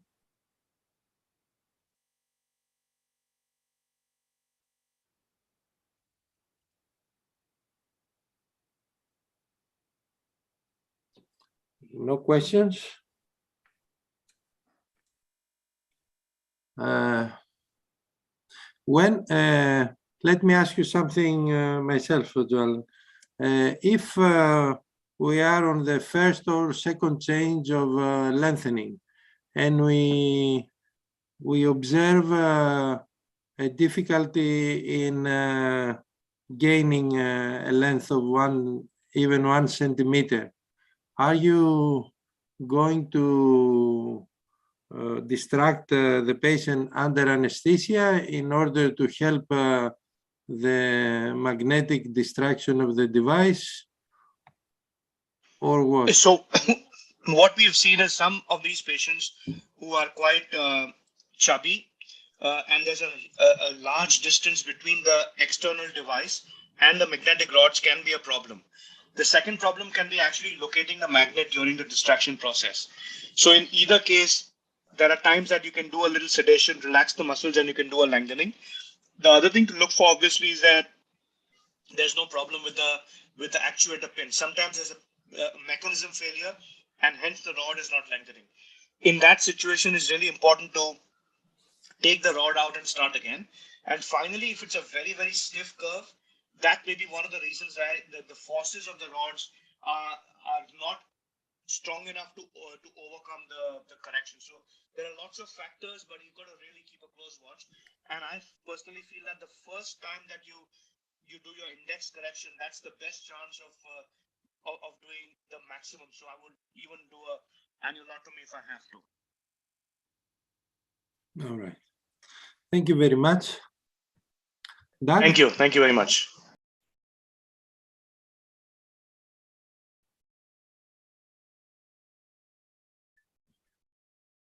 Please unmute.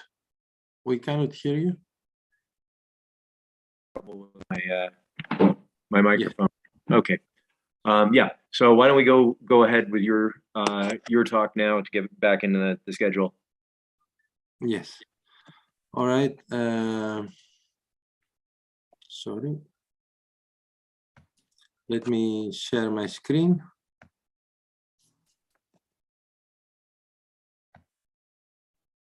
Excuse me, Dr. Abdel Fattah had to talk, I think. But Vasilis has 2 talks, and he's got the first one, then Abdel Fattah. Okay. Yeah, I got this general approaches in the last minute, so I try to be ready. So I will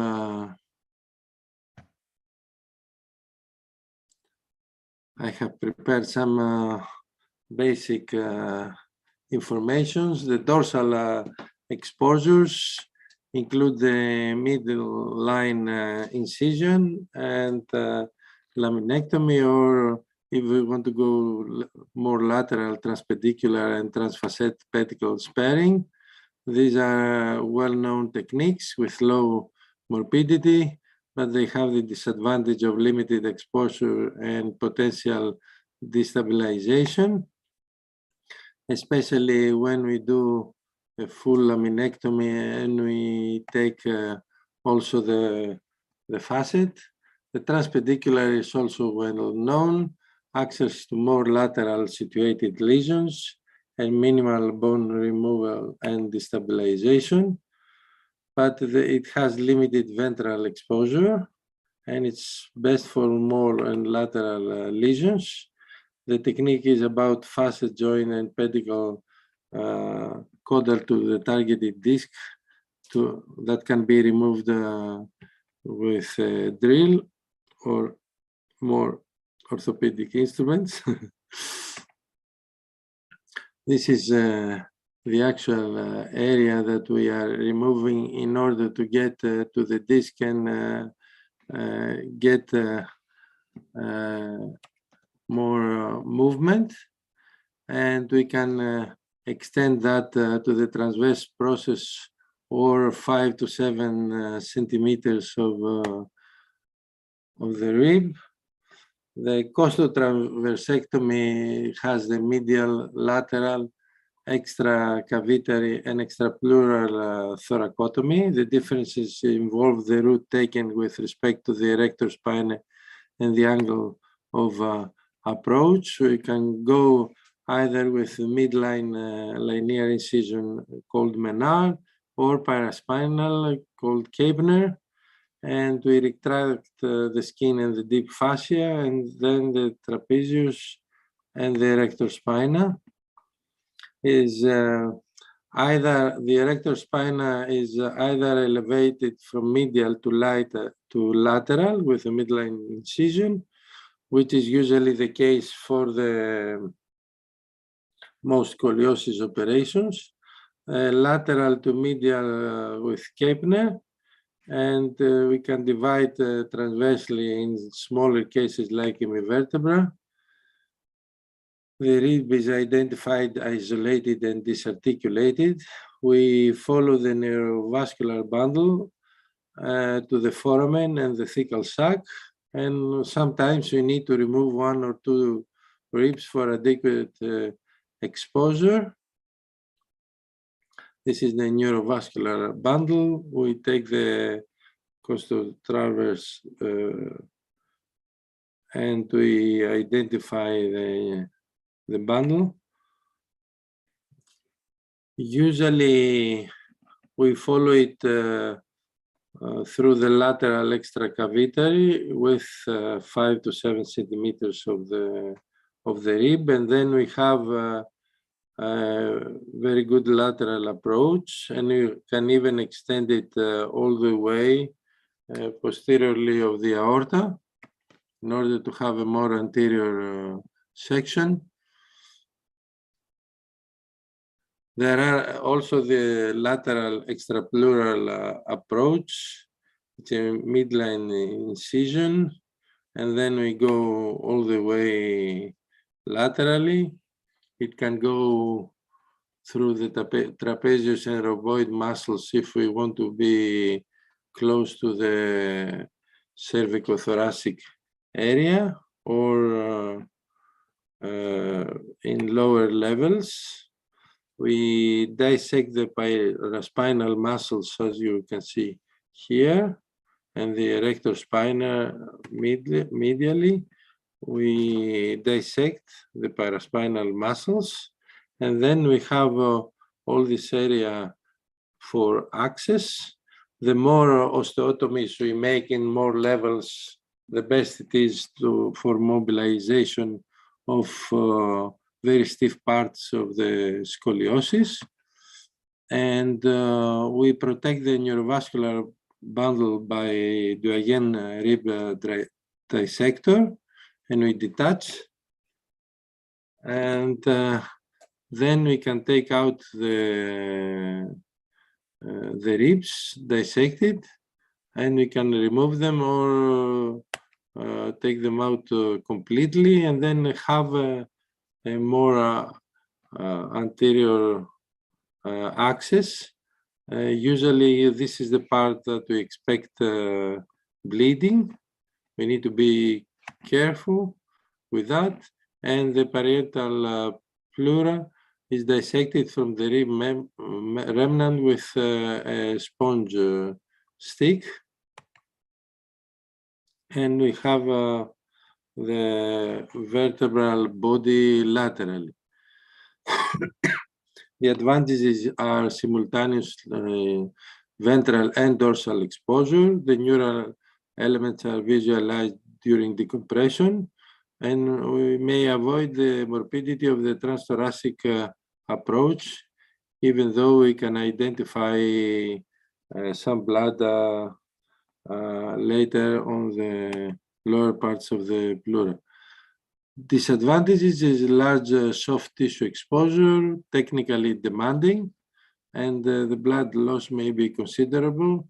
I think that about this technically demanding, I believe that everybody who has a deformity training is expected to have this kind of training in order to be fluent with these approaches.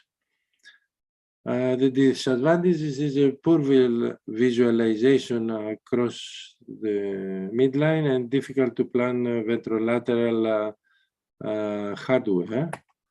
But this depends on the extent of how many vertebrae you will do that. You can have neural injury, pleural air leak, and shoulder pain and dysfunction sometimes on the upper parts. Before closure, you need to check for air leaks and reapproximate transverse cut for trapezius and rhomboid.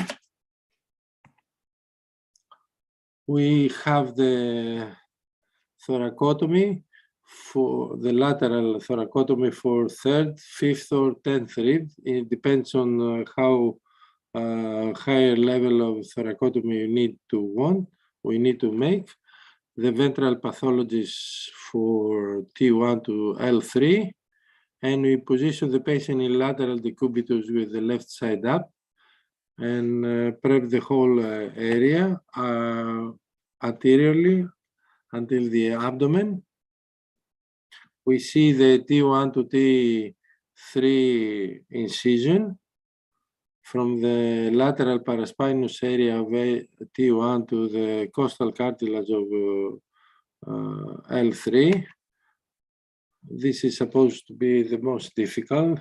T10 is much easier until we identify the diaphragm.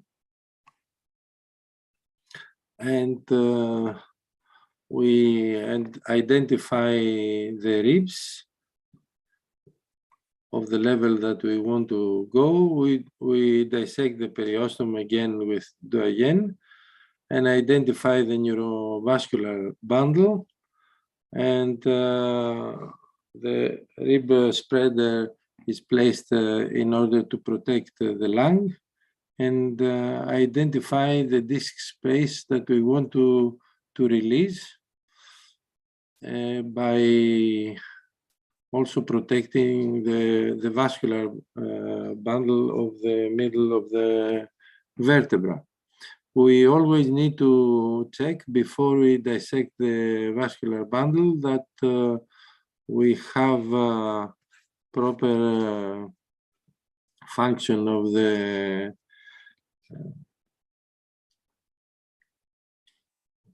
spinal cord.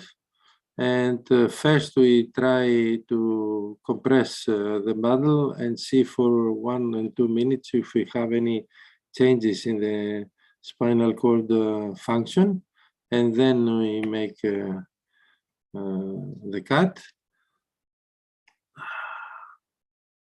And here we see how we identify the ligament and ligate the segments. We never do that dissection, the ligation very close here, but always in the midline of the vertebral body. And we identify the level of the disc that we want to release. Close parietal pleura is possible. We use a rib approximator then to close. Expand the lung at least. This was a very quick presentation of the main exposures in order to identify.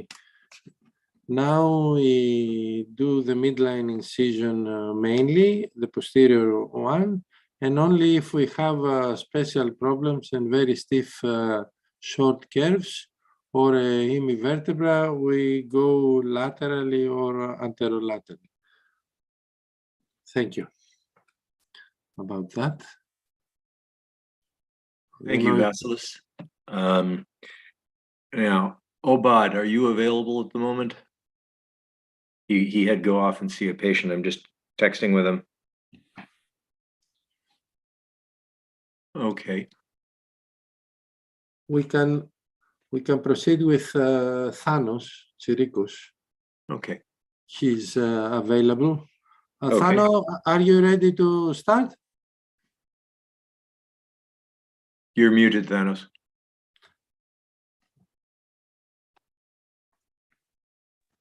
Okay. Can you hear me now?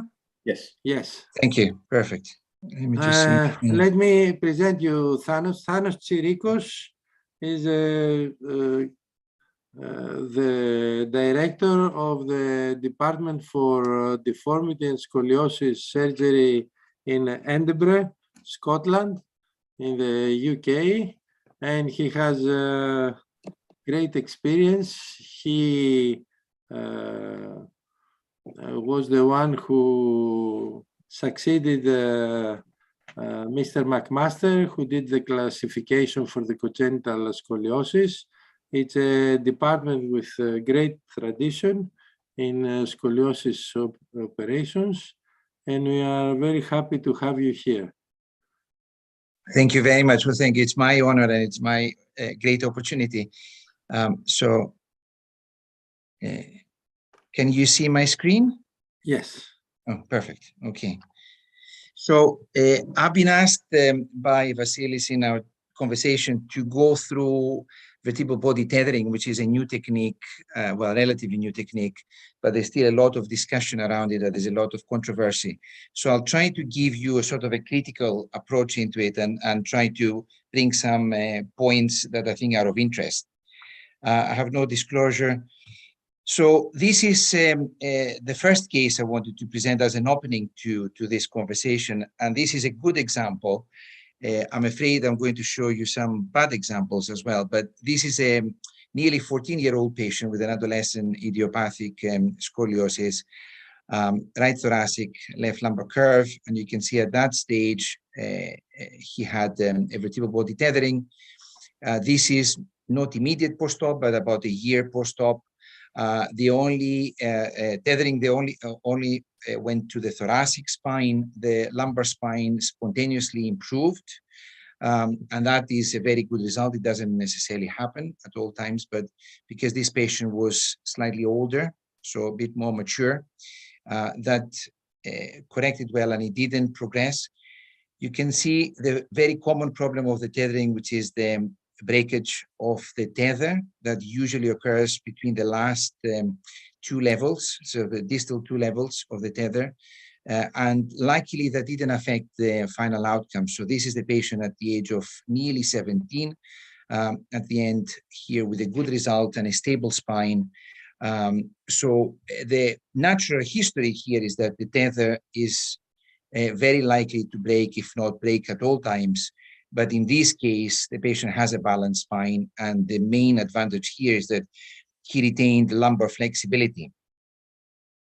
So the whole concept obviously starts from the fact that idiopathic scoliosis will deteriorate during periods of growth.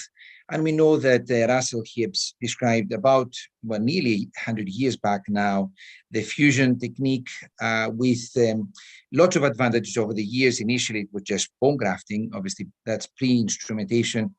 But now we have more sophisticated instrumentation that can give us coronal, sagittal, and axial deformity correction with reduced complications. And hopefully we can limit the number of segments fused. However, it is still a fusion technique, so it still takes away flexibility.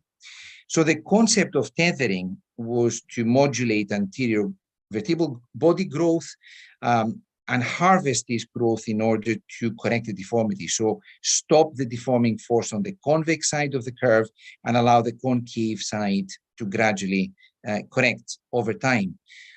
By putting compressive forces on the convex side that will inhibit growth, very similar in many ways to what happens with the limb angular deformity correction. As you can see an example here, that's an example of a Blount disease, and try mainly to preserve motion, and especially in the lower spine, so in the lumbar spine where motion is critical. The technique wants to avoid fusion and maintain motion, correct the deformity over time, and it has been portrayed over the last few years as a low-risk technique, but there are some arguments there. It was initially tried with staples. So when I trained in the US, when I was doing my fellowships, well, more than 20 years now, Randy Betts, who was working at the hospital next to ours, was doing the nickel staples. And you can see them here. They were the first attempt, to try to control the deformity. It was a very good attempt, but they were not reliable to control the deformity and to try to apply stable forces that can withstand the deforming force. Then Bob Crawford and Larry Lenke, more than 10 years ago, did the first case report, and subsequent to that, a few initial small case series with promising early results. And at the time, it was still off-label. So the technique is meant to use anterior transvertebral screws. And for deformity surgeons, that should be a straightforward approach in the sense that we're all trained in anterior surgery. However, ideally, this should be done thoracoscopically, and thoracoscopically, to do a thoracoscopic anterior release is relatively straightforward. To do a thoracoscopic screw placement is a bit more challenging, and it requires certainly to check the position of the screws in terms of trajectory, but also in terms of length with imaging during the surgery. And then the tether is applied, and the tether can then maximally correct the scoliosis at the initial procedure. And further down the line, by restricting convex growth, allow the concave side to catch up and spontaneously correct the curve.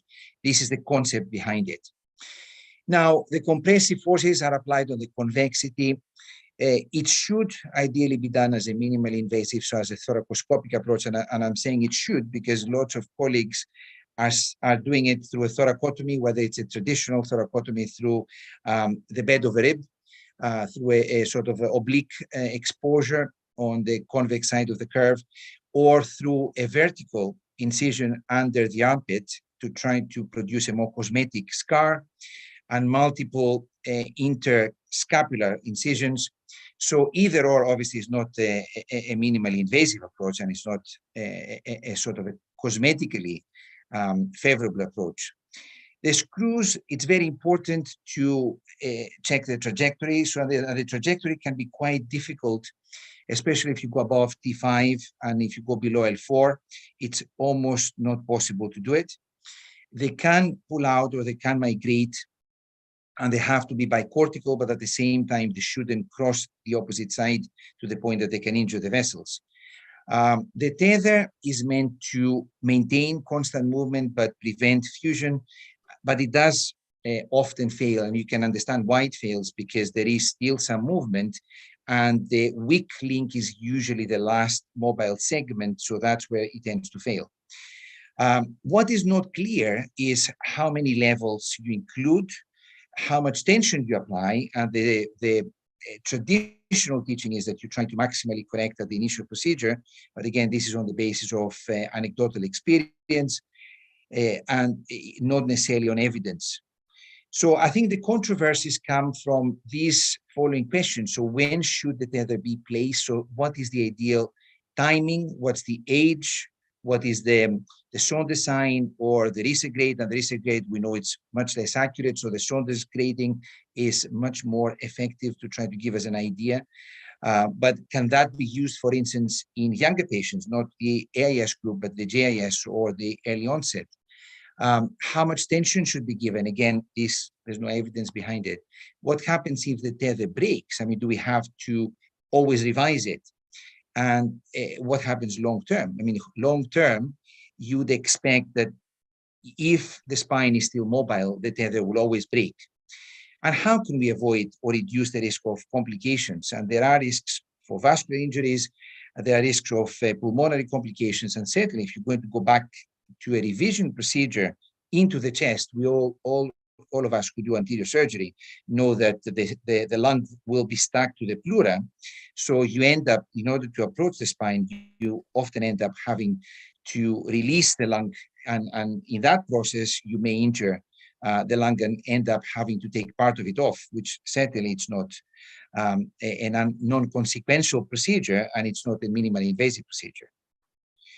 So I'll show you some examples of patients that we've been seeing, over the last few years. So this is a patient with an AIS who was treated at the age of 11, well, nearly 12 years.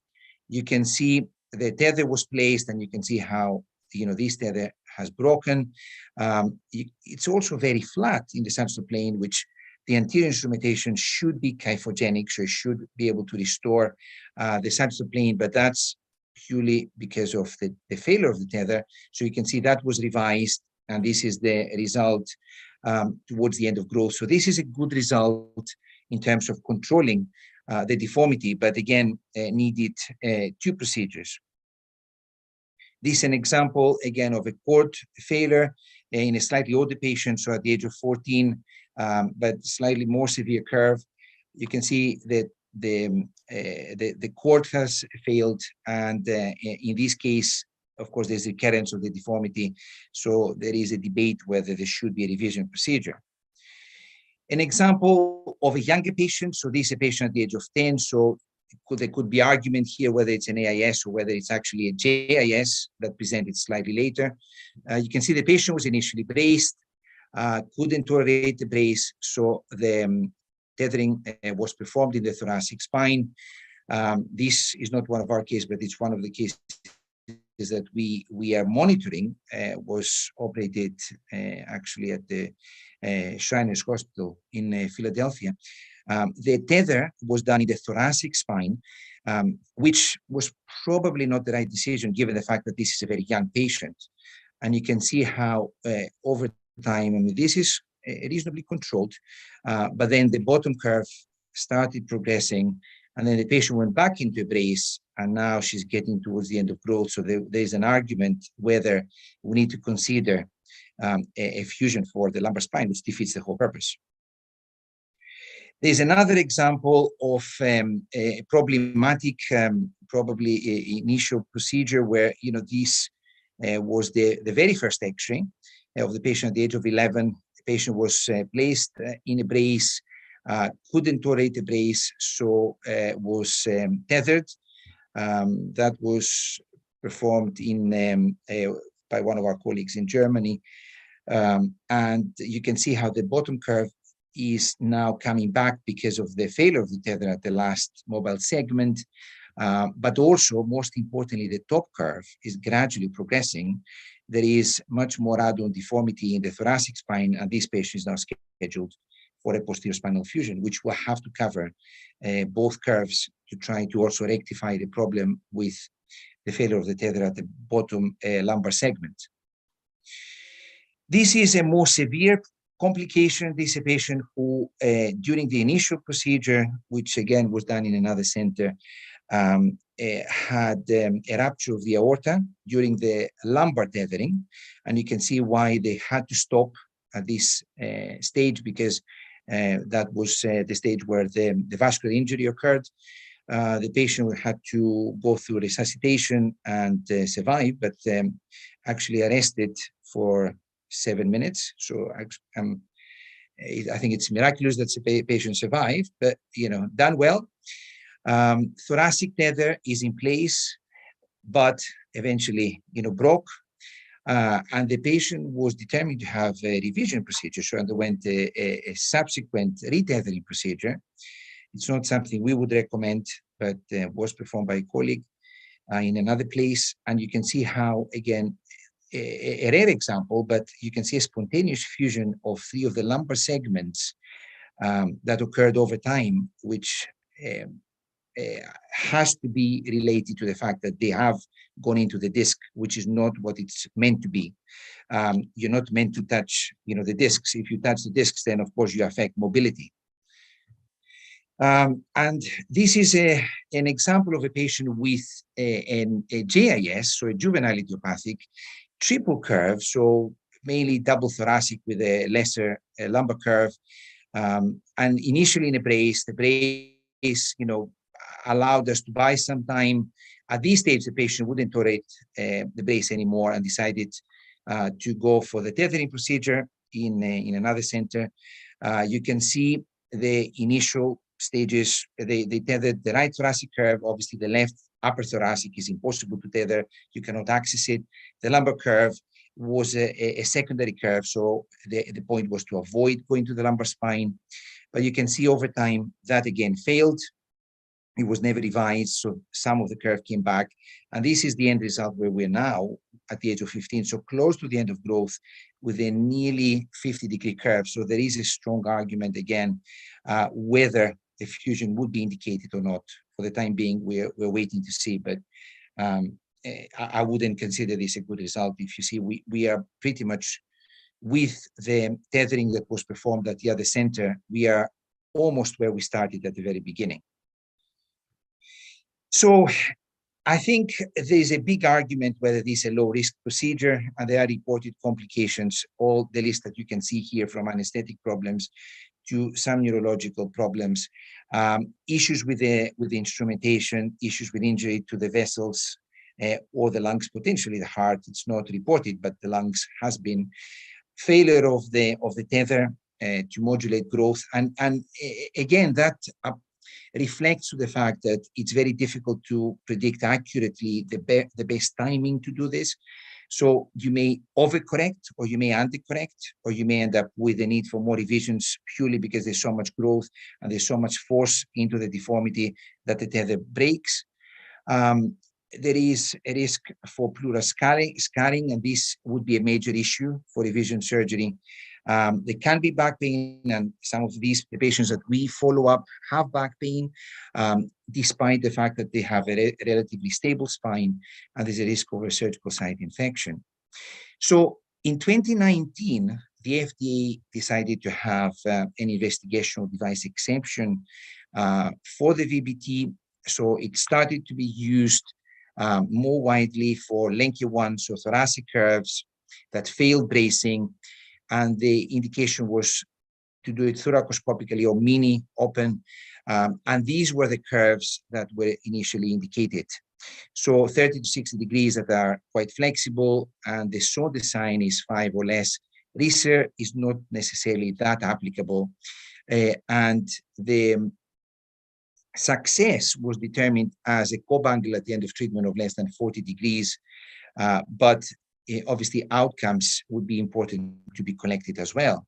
So these are the initial results, and you can see here the 57 patients were initially enlisted, and you can see that there is quite a large rate of complications or adverse events, coming back to exactly what we said previously, the range of complications that we've discussed before. Reoperation rates for fusion is about 4%. For revision of the tether is about 14%. But again, if you look at Peter Newton's series, which is a bit more recent, that's close to 50%.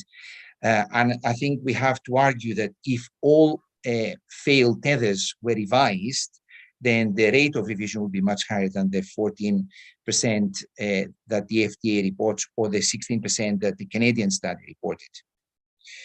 So the probable benefit out of all of this is for skeletally mature patients, RISC 0 to 3 or Saunders less than 5, which is always more accurate, for idiopathic curves, mainly thoracic, but again, thoracolumbar is where we would like to preserve growth if possible, that retain flexibility, that have not much axial rotation, and they're not, they don't have a major sagittal imbalance.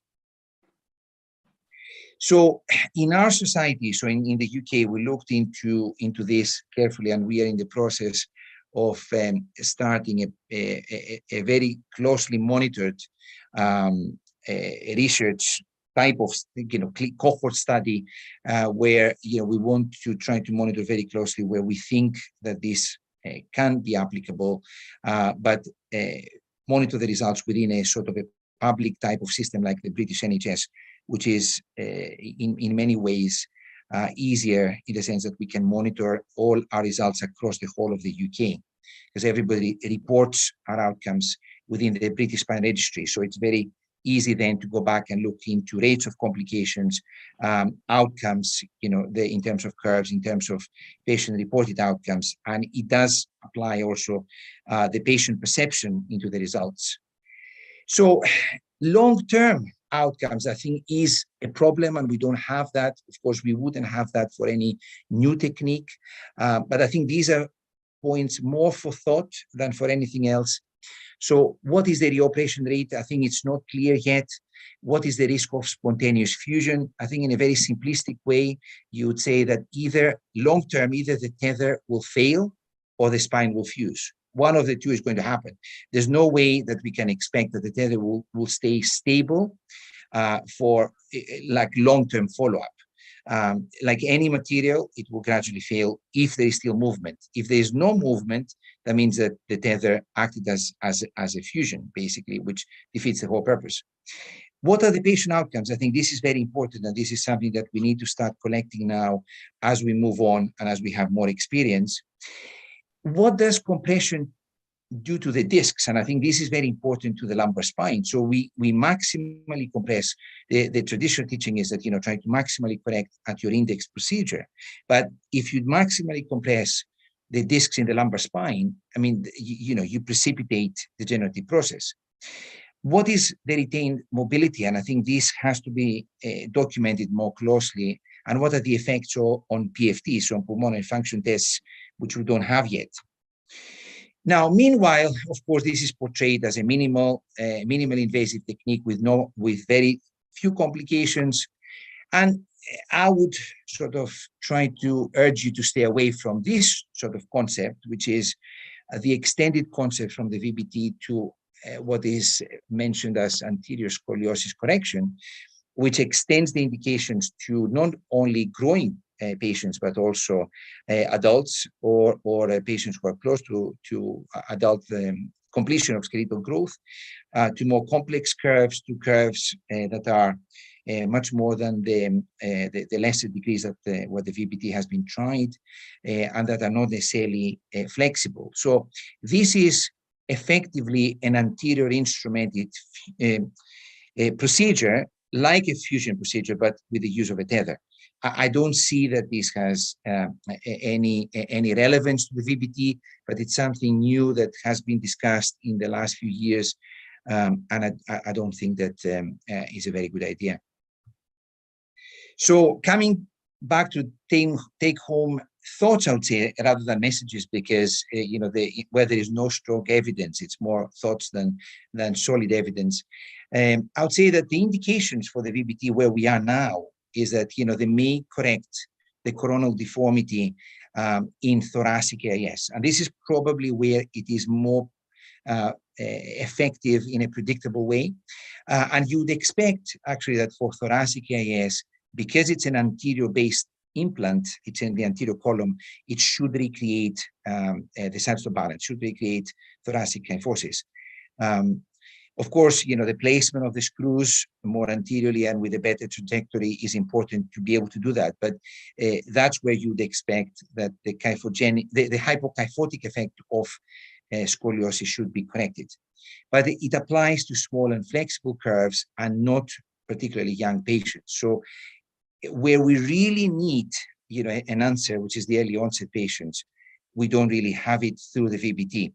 And of course, the big argument is that, thoracic curves can be treated with a thoracic fusion, whatever technique you use, whether you use screws, whether you use, bilateral screws, unilateral screws, or a hybrid construct, it will give you a good result with a thoracic fusion that stays away from the mobile lumbar spine. And that is a strong argument against the VBT that, lots of colleagues are bringing up.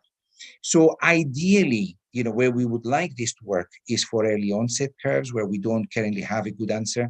And, we're trying all these distraction-based techniques, but as I'm sure you'll all agree, there's no ideal growing rod or growing rod type of system.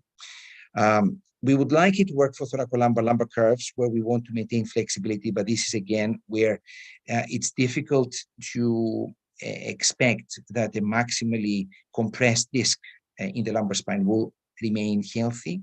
And we would like it to work for non-idiopathic scoliosis, where again, there's a higher risk of progression at an early age and with more severe, more aggressive curves with sagittal imbalance.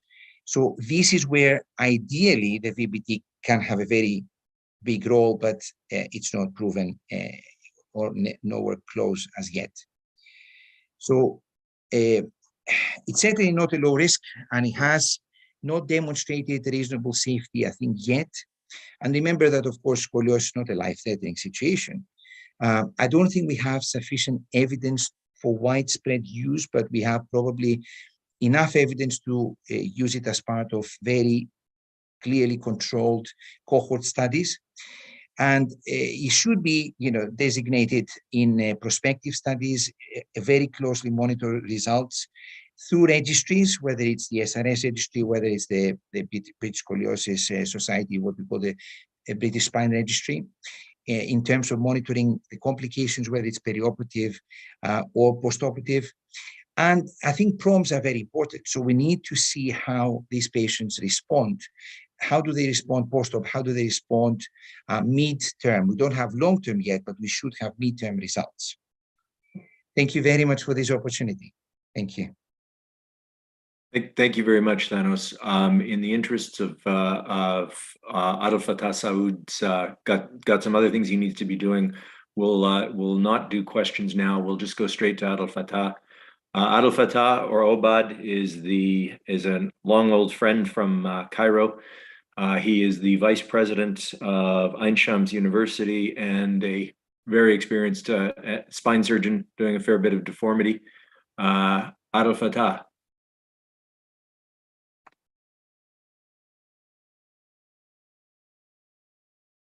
Are you there? Obad? Okay. Need you to share your screen, and you're on mute.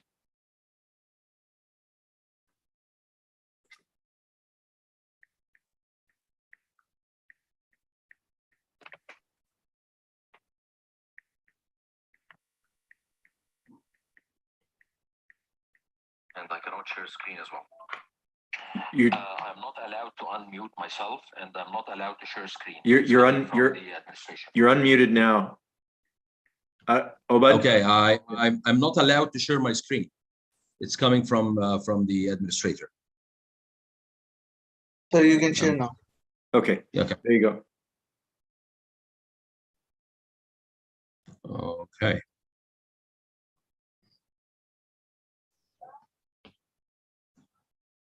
Okay. Can you see my screen now? Yes, Obad, we can.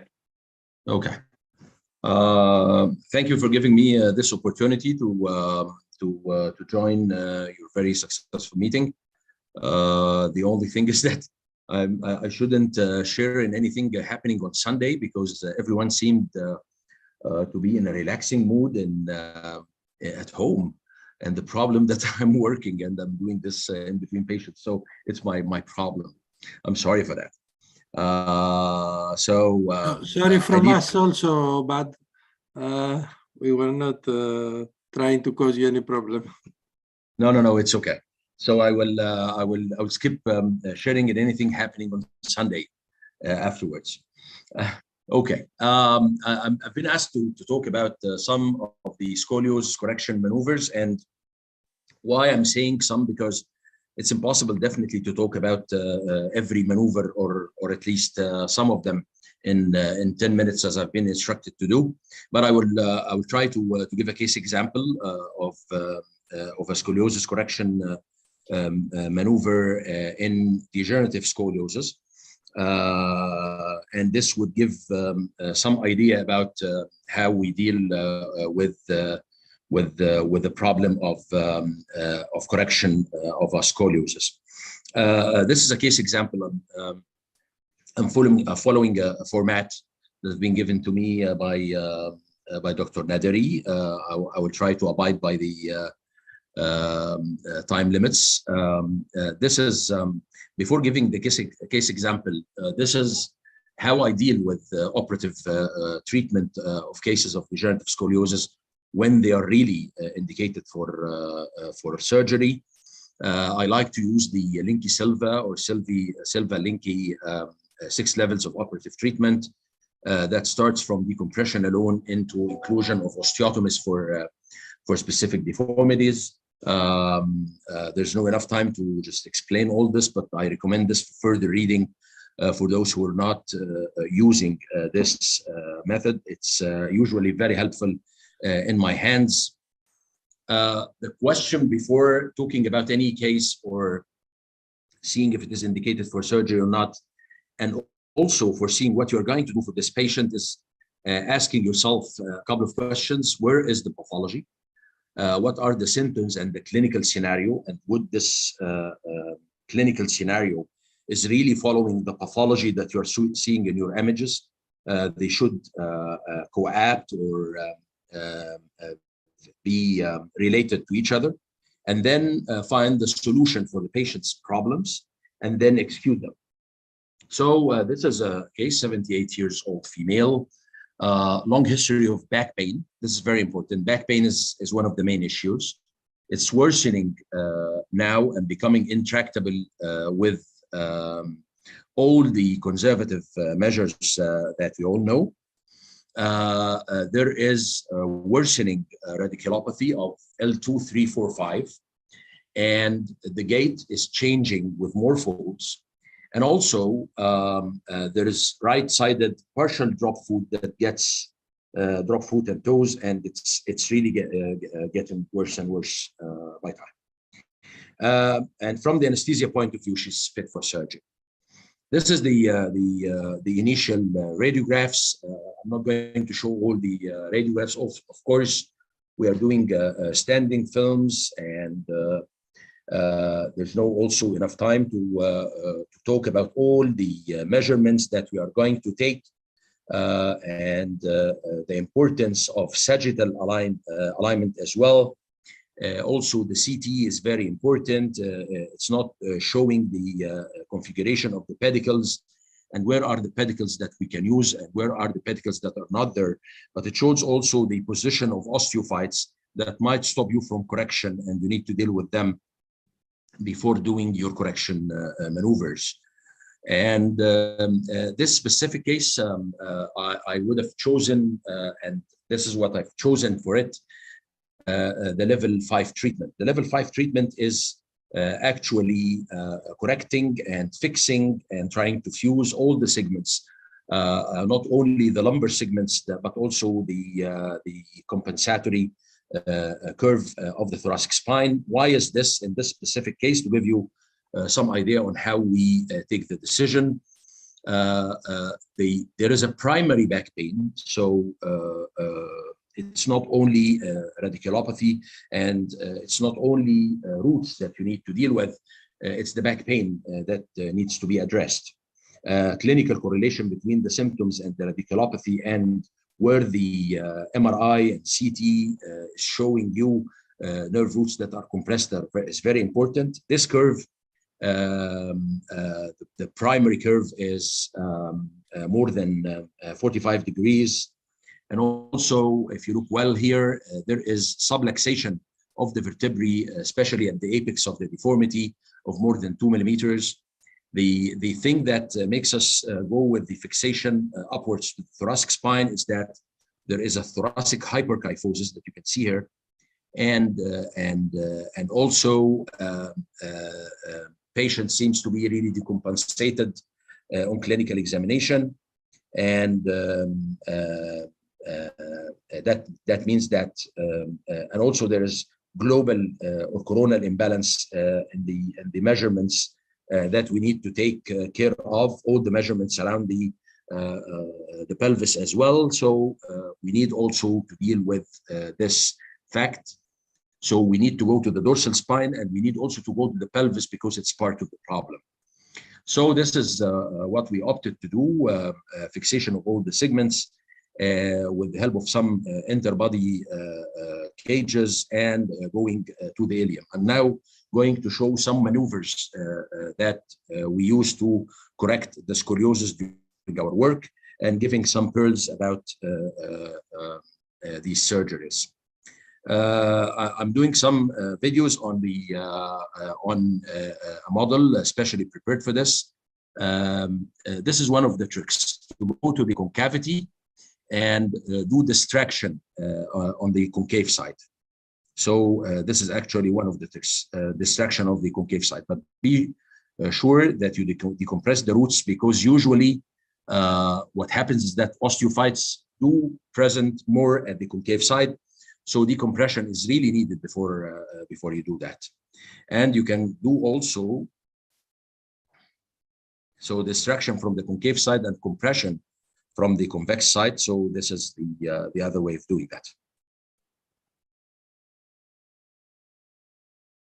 As you can see in this video. You can see in this video that what we do for severe scoliosis like this for a long segment is that we bring a rod, usually a rigid rod, and we put it in the perfect alignment. So we give it the lordosis it needs in the lumbar area and the kyphosis it needs in the thoracic area, and we put it in the deformed position. The problem is that some of the screws will be up this, and we need to bring the vertebra with the screw to the rod. So what we use are persuaders, like this one, that takes the screw up to be aligned to the rod after putting the cap. So these persuaders can do this. The problem is that with degenerative scoliosis, and these are geriatric patients, sometimes they are osteoporotic. So the problem is the pull out of the screws that can take place during this maneuver. So you need to be very careful doing this to bring the rod into alignment. This is the first step. The second step is that we have put the rod. We've put the rod in, which is perfectly aligned. We know that it's perfectly aligned and it's pre-contoured. We put it in the deformed position, like we are doing here, and then we are going to derotate it or rotate it to the proper position. So it's going to take the whole spine and bring it back to the corrected position using an instrumentation like this one. And now I'm rotating the whole rod, and it rotates the whole spine until it is put in the correct position. So we start with a perfectly aligned rod and make it align the spine into the proper position. We can use this from one side and then do more derotation until we have done. And then we can use another rod on the other side to do the same maneuver and it causes a lot of correction and derotation of the spine.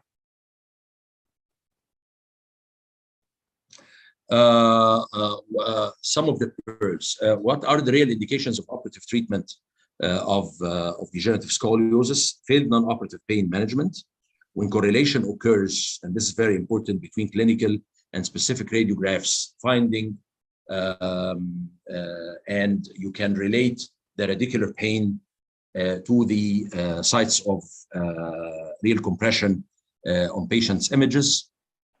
Curves that are more than 40 and with a lot of olisthetis or lateral displacement on the first presentation would tell you that this patient is most probably for operative treatment. Progressive neurological deficits, patients whose curves are progressing more than 10 degrees or have an increase in subluxation of more than 3 millimeters on follow-up with increasing clinical symptomatology. So when you see the patient again, the radiographs are worsening and the patient's symptoms are worsening. You need to know the goals, real goals of surgery: normalize and balance sagittal and coronal spinal contours, prevent further progression, fuse the least number of segments if you can do this, protect and decompress the spinal cord and the nerve roots, obtain solid biological fusion, improve mechanical pain, avoid perioperative complications. Osteophytes are more in the concavity, so be sure to decompress roots, especially at the concavity, before any correction. Rigid curves need to be mobilized, especially by multiple facet osteotomies most of the time before doing any correction, not to do any compression or stretch on the neurological structures. Other osteotomies might be needed, and also you might need to do osteotomies related to removal or osteotomy through anterior osteophytes if they are there to mobilize the segments before you try and correct them. Interbody cages and fusion gives more rapid fusion and decrease the chances of screw pullout. Where to stop for long fusions, L5, S1, or ilium? This is a big topic, but it seems that ilium is the best. At least complication rate are happening when you're using ilium for fixation, especially if there is a good part of the deformity happening at the lumbopelvic junction, so you need it for correction as well. Remember also the 6 levels of operative treatment for Linky Selva. It works well, at least in my hands. Thank you very much. Thank you, Obad. Very good, comprehensive talk. All right. Thank you, sir. And now you can get back to your clinic. Okay. I'm so sorry to have to leave. Thank you. All right. Okay. I guess you're up now again, Vasilis. Talk about hemiepiphysedesis. Thank you very much. I will try also to follow the. So I will share my screen and try to follow what the protocol from Saida and Aideri. Okay, so we will present the case of hemivertebral excision, correction of congenital.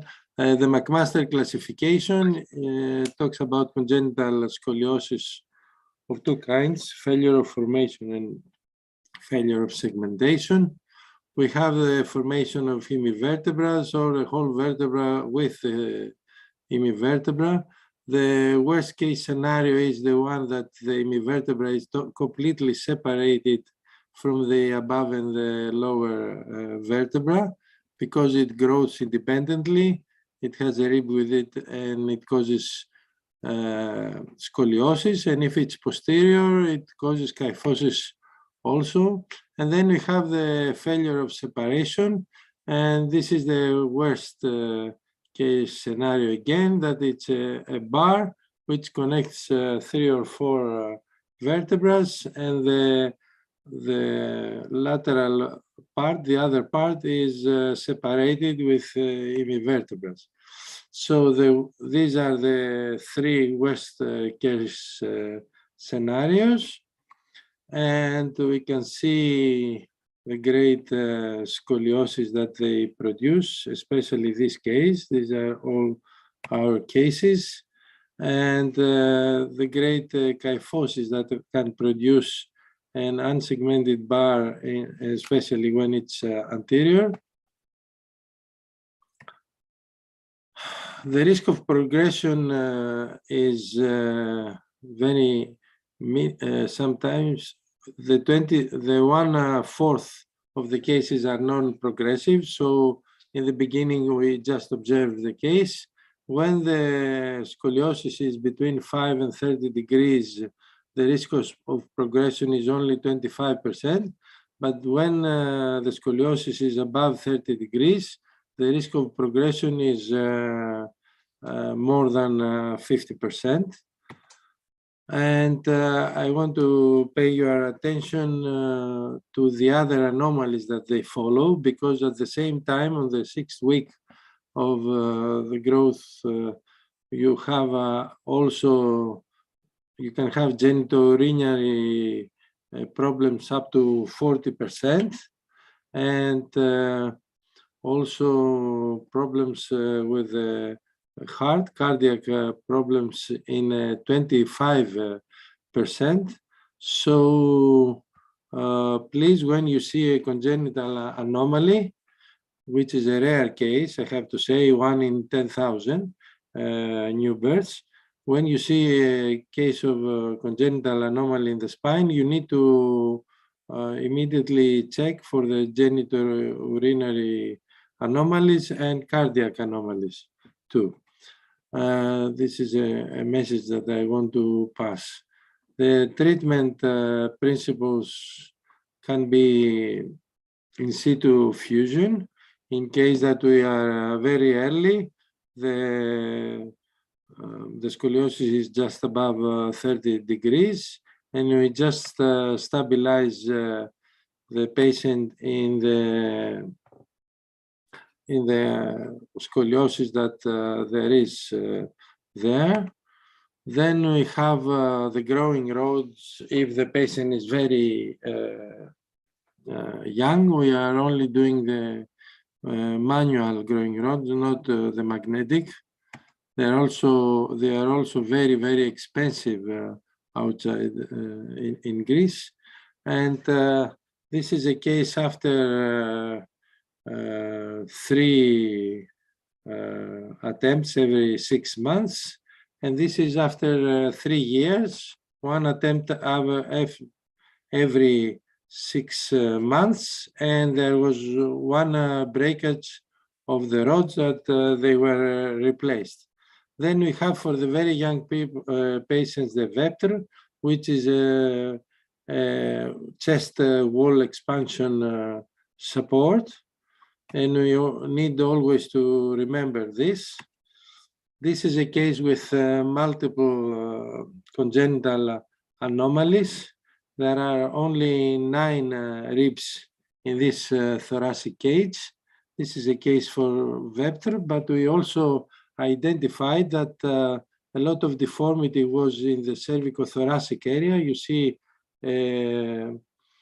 hemivertebra here, which was excised from the posterior side, and it was compressed in order to grow on the right area.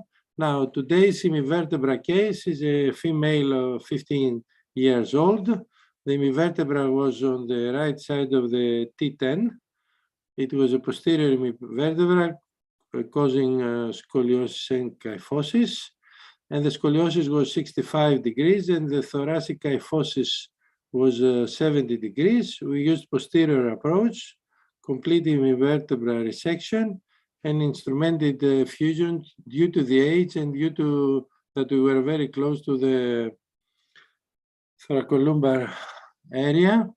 You can see the very sharp inclination in the scoliosis, but it's even worse in the kyphosis projection. You can see there is complete separation and it is posterior, and it was going to worsen very much. So we decided to do posterior laminectomy, identify the anatomical landmarks, and prepare for the excision. I have cut some videos, but I was not able to make it one, so I will share it with you step by step. You can see here that I have put screws above and below and have identified the pedicle for the hemivertebra in this area just below. Imagine that here is the 10th thoracic nerve on the right side. Then we start with the osteotomy and the separation. We always try to be very close to the hemivertebra.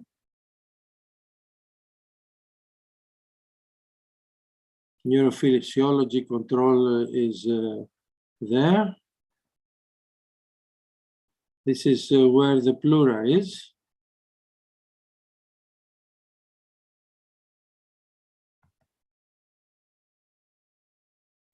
And here we have completed our separation of the whole thing.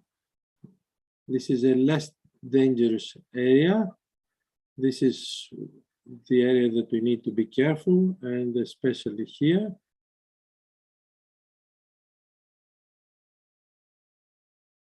You see that we are trying to mobilize completely the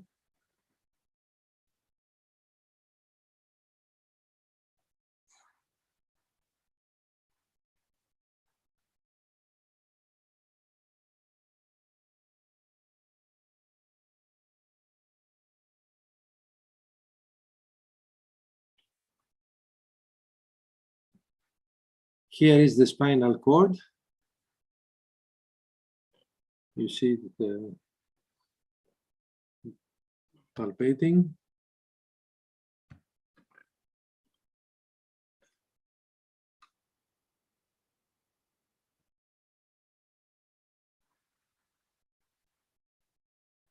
You see, you are trying to protect here with the gauze the pleura, and we dissect the lateral anterior part after we have separated and have inserted the gauze.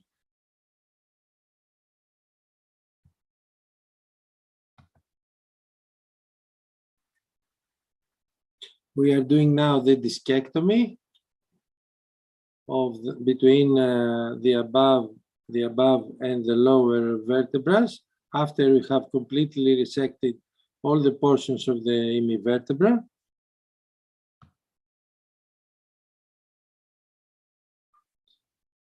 We are then taking out with a Ronzer some parts of the disc, and now we insert an instrument from the T-leaf in order to completely take out the disc in between T10 and T12 and mobilize the segment. As you can see, it was very easily mobilized after the complete resection. And then we go from the lateral, the other side. We have made a release also from the left side. This is the left side. Now I need to remind you that after we have released the disc from the left side also, from the other side, and here we are protecting the spinal cord, the spine is destabilized, so we have put the rod on the right side that we did the hemivertebrectomy. Because this is very critical, sometimes you can get signals that the spinal cord is affected with the destabilization. And here in the end, we are doing the compression from the right side in order to cover all the scoliosis and the kyphosis from the right side. And you see, slowly and smoothly in stages. We compress a little bit, we relax, and now we do the final stabilization, because this can affect very much the function of the spinal cord. Imagine that the patient has for many years this inclination, and this is why we have done this slowly and smoothly. Thank you very much.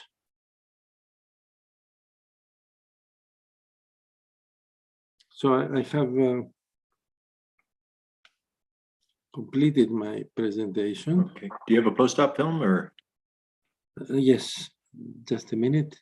Sorry for this.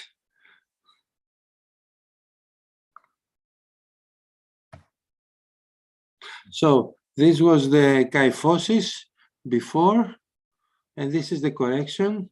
There is a complete correction of the kyphosis here. Very nice. And because it's the thoracolumbar area, it would be nice to hear from you if you would go later on, because this is T11, sorry, T12 and L1, if we would discuss to take out the instrumentation in a later stage. And this is, sorry, why it's not working. Yeah. So this is the scoliosis, and you can see the right hemivertebra, and this is the very nice the correction. Yeah. You don't really want to compress anymore, because you don't want. I had in a couple of cases some dysfunction of the spinal cord. I increased the blood pressure, released the compression, and then came back again when the signals came to normal, but I did not compress all the way. Okay. Okay. Thank you. All right. Thank you, Vasilis. Since we're running a little bit behind, I think we'll move right on to please. Ali Ozer from Turkey will talk to us about navigation in thoracic spine deformity. Ali.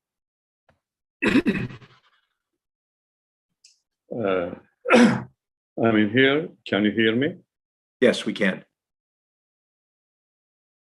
Just need to get you to share your screen. You can, okay. I'm going to give information about the title by navigation in thoracic spine.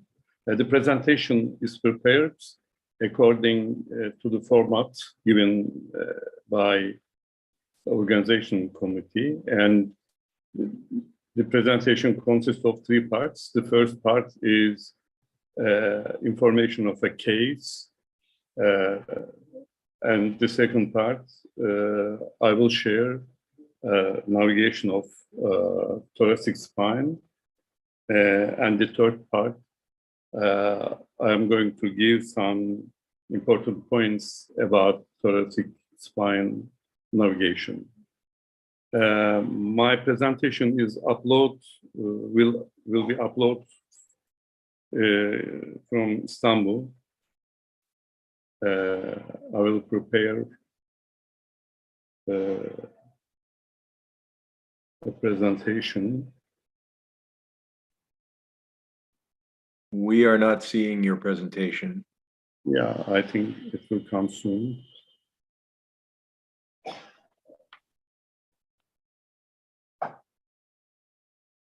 Imad, do you have it?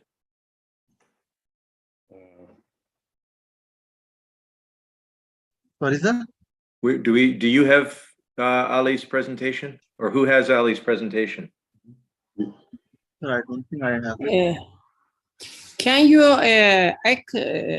allow Mehmet to share the screen? The name is Mehmet, colleague of Dr. Özer. Mehmet. Could you send the link to Mehmet? There are 2 Mehmets. Mehmet Akgün. Ali, can you share your screen? We're working on it. So I give rights to Dr. Mehmet. He can share now. Thank you, professors. Ama oldu herhalde. I am going to share the Professor Özer's presentation.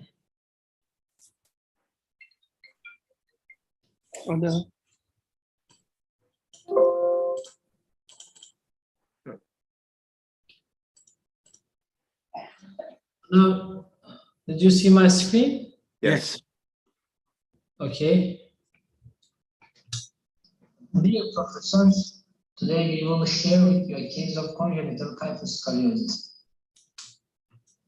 12-year-old male patient applied to our center for a surgery with a complaint of kyphotic and scoliotic deformities started at the age of 3, and the patient has no neurological deficits.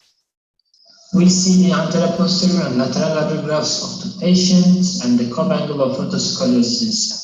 You're not screen sharing. It's not advancing. Sorry? We're not seeing the presentation. We're just seeing the open. Did you go to slideshow? Actually, I am seeing. We saw the presentation, but it wasn't advancing as he was talking. Yeah.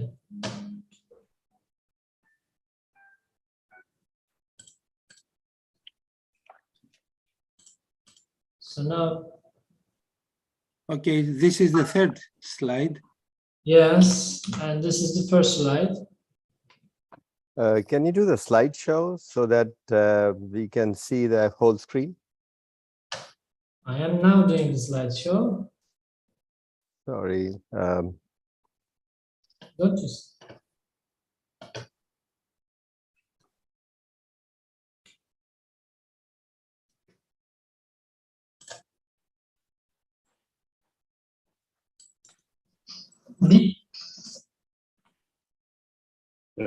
Özkan niye yapamıyor slideshow? You just did it. So just go back, share, and do whatever you did before. Yeah, that should be okay. Yeah. So now the first screen is on my screen. Did you see? Yes, we see it. Okay. First slide. Okay, now I will start. Okay, you have shared your screen now. Oh, you're not on slideshow yet. At least we're not seeing it.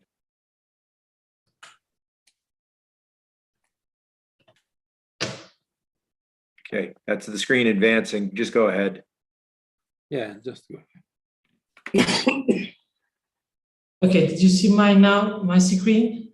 Just my screen, but not slideshow, right? Yes.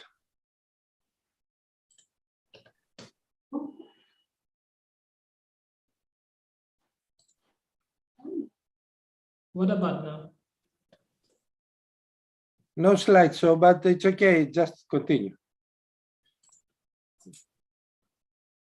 No, we've lost it now. Completely. Okay.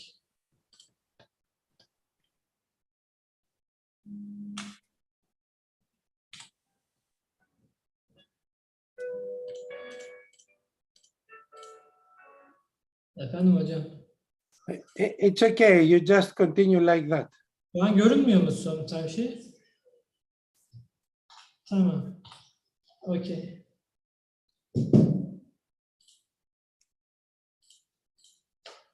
So, am I start? Is everything okay? Yes, start. Okay. Please. This is our case of congenital kyphoscoliosis. 12-year-old male patient complains of a kyphotic and sclerotic deformity and started at the age of 3 years, applied to our center for surgery. The patient has no neurological deficits. At the preoperative direct radiographs, and the curve angle of rotoscoliosis is 37 degrees, and the thoracic kyphotic curve angle is about 100 degrees. In 3D CT images, the apex of thoracic kyphoscoliosis is at the T9 level, and the fusion between T9 and 10 draws attention. At the operation, between T2 and T4 levels and T6 and T11 levels, stabilization was performed with OR, neuronavigation, and neuromonitoring. T9 and T10 bilateral and T3 left hemivertebrectomies were performed under the microscope. Since neuromonitoring values were affected during osteotomy at T9 and 10 level, no further bone resection was performed. Then, due to the irritation again during the correction procedures, the fixation decision was taken. Two different stabilization systems were planned in order to correct the scoliosis in the upper thoracic region and to prevent the progression of the thoracic kyphotic deformity and to enable the child to continue his development. So this is in the postoperative anterior, posterior, and lateral radiographs. The instruments are observed. On the postoperative CT, wedge resection and osteotomy in T9 and 10 level draws the attention. In the follow-up period, the patient's second surgery was planned due to the progression of the kyphotic deformity between the two stabilization systems. In the anterior, posterior, and lateral direct radiographs before the second operation, it's observed that the kyphotic deformity continues to increase. And in second operation, two more levels of stabilization extended up to L1. The two systems were connected to each other with a single rod as far as neuromonitoring allowed by performing step-by-step correction maneuvers. And after the last operation, the Cobb angle of rotoscoliosis is reducing to 15 degrees and the thoracic kyphotic curve angle is about 55 degrees. And now on this slide, we can see the initial and the final state of the patient's scoliotic deformity. And also, we can see the initial and the final state of the patient's kyphotic deformity. And after that, I am going to show you our operation records, which is the stages of the navigation system. I hope you will see it. We want to show the stages of navigation with a short video. First of all, we see the general layout of the operating room, the position of the patient, and the navigation. The operation was performed with neuromonitoring, and the neuromonitor was positioned at the caudal side of the patient. The passive frame was placed in one of the spinous processes, close to the desired location to send the screw. It is very important for the accuracy of navigation that the frame is solid and stable. The O-arm was placed to be positioned on the patient's cranial side, and the images were transferred to the navigation after the acquisition. Then, the verification process of the probe and the tools to be used during the screw delivery was carried out. In order to prevent the patient from moving too much and thus to prevent deviations in navigation, tapping operations were performed with the help of a hammer. In addition, the length of the screw to be sent can also be measured from the navigation. Then, the operation was terminated by performing the standard process accompanied by navigation.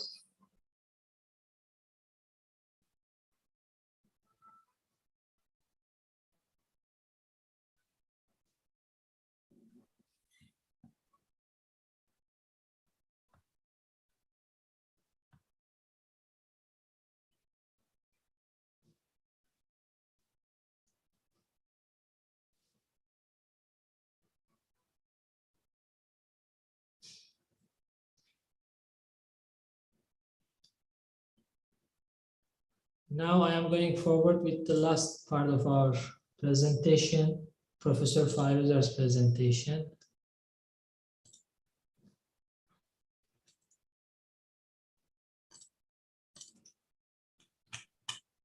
I'm going to give you brief information, navigation in the thoracic region. Putting screws in the thoracic region is not as comfortable as in the lumbar region. The most important reason is the anatomical structure of the thoracic region. Pedicle diameters are short in thoracic region, and in the thoracic region, the diameter of the spinal cord and spinal canal is usually very close to each other. Therefore, a small deviation in the direction of the screw may cause spinal cord compression. We create the subarachnoid space index study in our unpublished data. Subarachnoid space index equal subarachnoid space diameter over some spinal cord diameter. We divided the relationship of the spinal cord with the spinal canal into 3 groups. Type 1 and type 2 are less likely to have a problem with the screw placement, but type 3 is the most problematic cases. Type 1 subarachnoid space index is below than 50%, and there is a low risk of spinal cord injury. In type 2, subarachnoid space index is between 50% to 75%, and there is a moderate risk of spinal cord injury.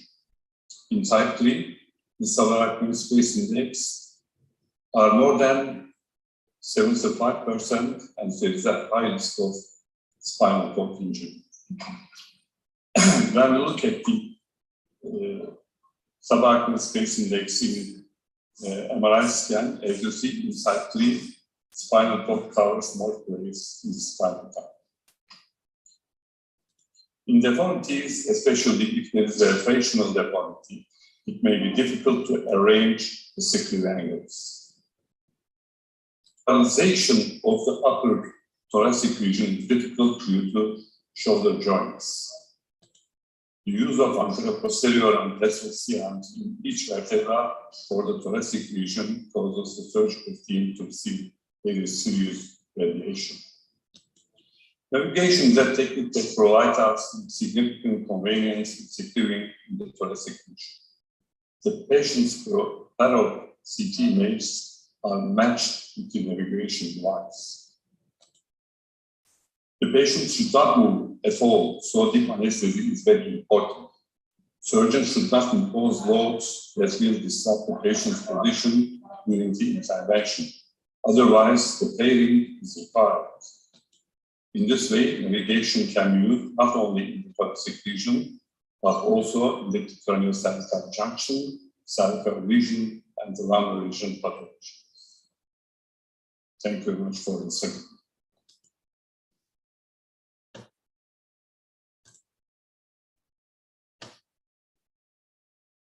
So thank you very much. Okay.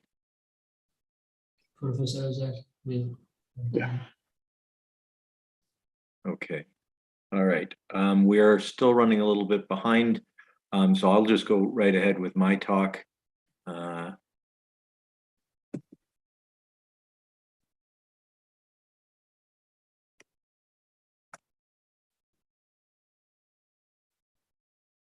Okay. Do you have my screen?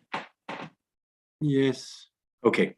So I'm going to show a little longer video, and so I'm going to sort of compress some of the other parts. This is a 38-year-old attorney.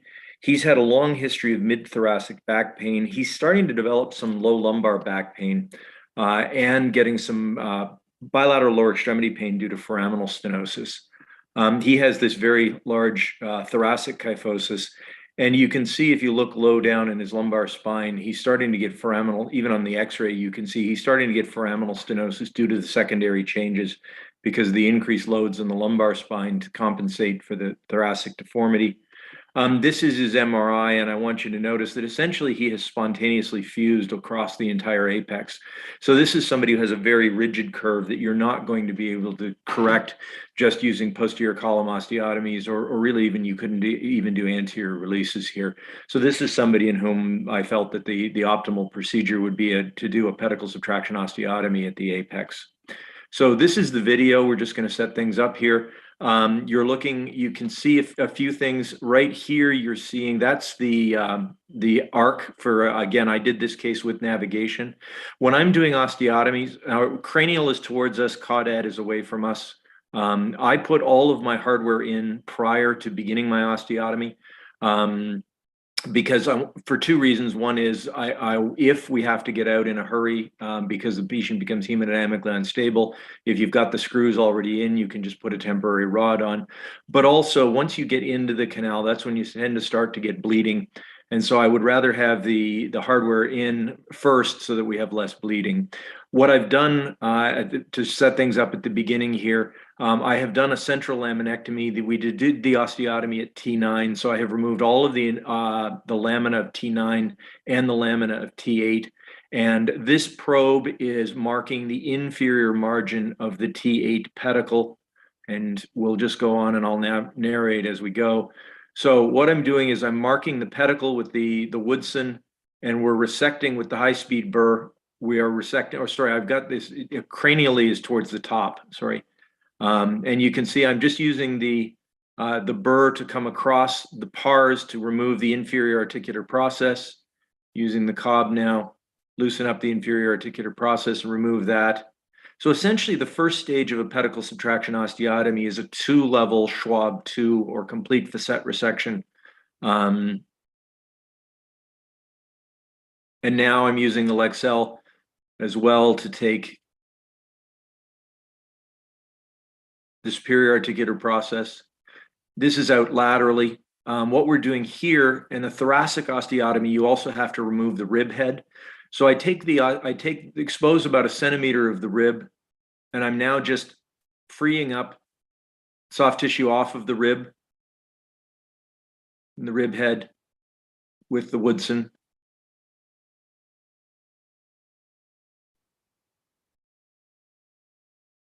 And now we're going to remove the rib head. You need to remove the rib heads in order to be able to access the lateral vertebral wall, but you also need it to allow closure of the osteotomy. The rib head will block your closure if you don't resect it. So now coming back to the other side, I'm starting to take down the pedicle itself. I'm using the Lexel, and I'm just taking the pedicle down until I'm flush with the posterior vertebral body.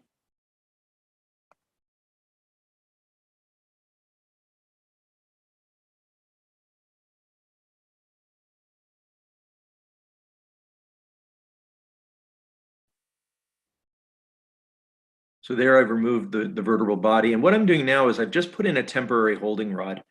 You don't want to run the risk once you start doing the body work of either having the osteotomy close, or more concerning, occasionally you'll see the spine shear. So what I'm doing now, the bone at the base of the pedicle is very dense, and so it's hard to remove.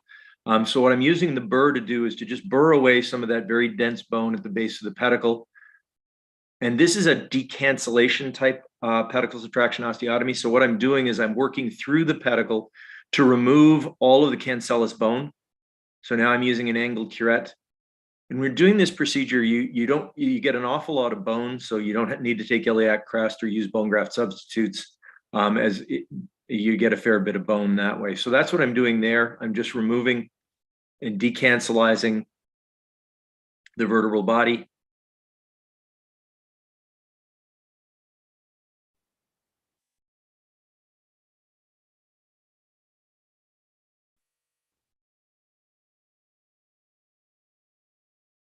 Trying to get across the midline and as anteriorly as possible. And this is where I find the navigation very helpful, because you can bring the navigation probe in and see that you're anterior enough, medially enough.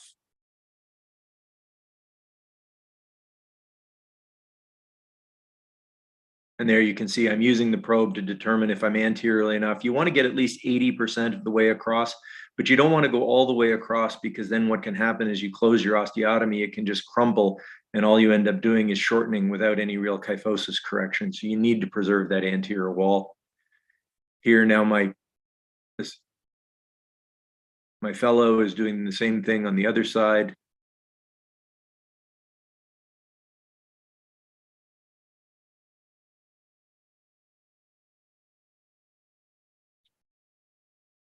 and I've shifted the temporary holding rod to my side. So there's always a temporary holding rod on once you start doing the vertebral body work.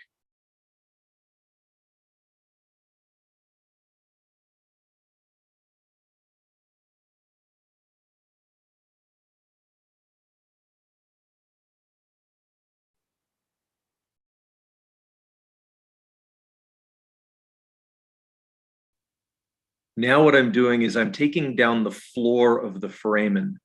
So I will sometimes sacrifice in the thoracic spine, I'll sometimes sacrifice the nerve root just to work a little better. But basically you're just taking the posterior vertebral body from the inferior margin of the pedicle down to the disc space. And now I'm freeing the dura up off the posterior wall and feeling across, yeah. And so now I'm going to reduce the posterior wall down into the defect that I've created.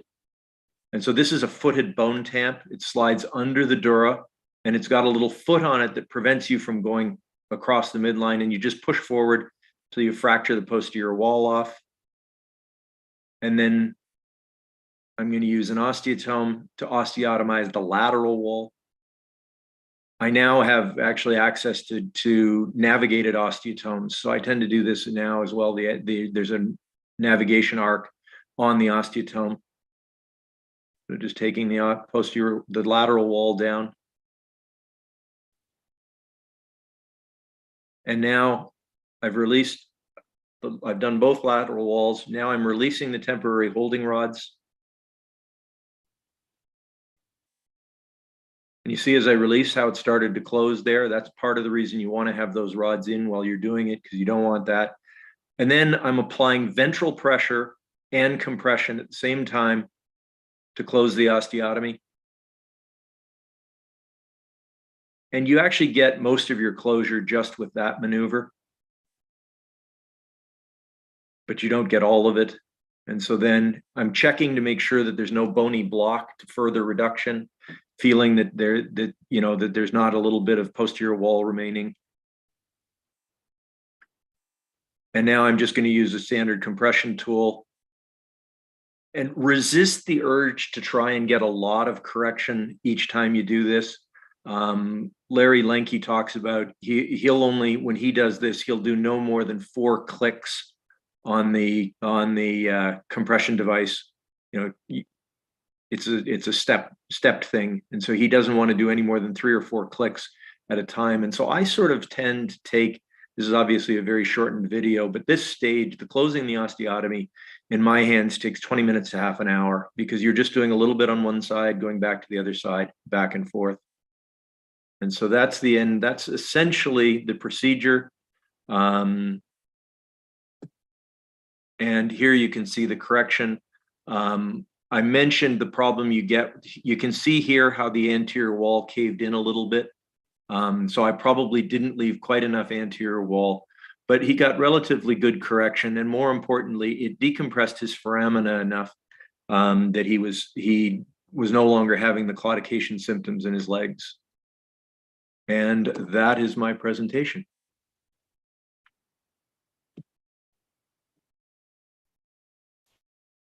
Okay. Thank you very much, Doug. I don't know if there are any questions for Professor Ozer and for Doug, or?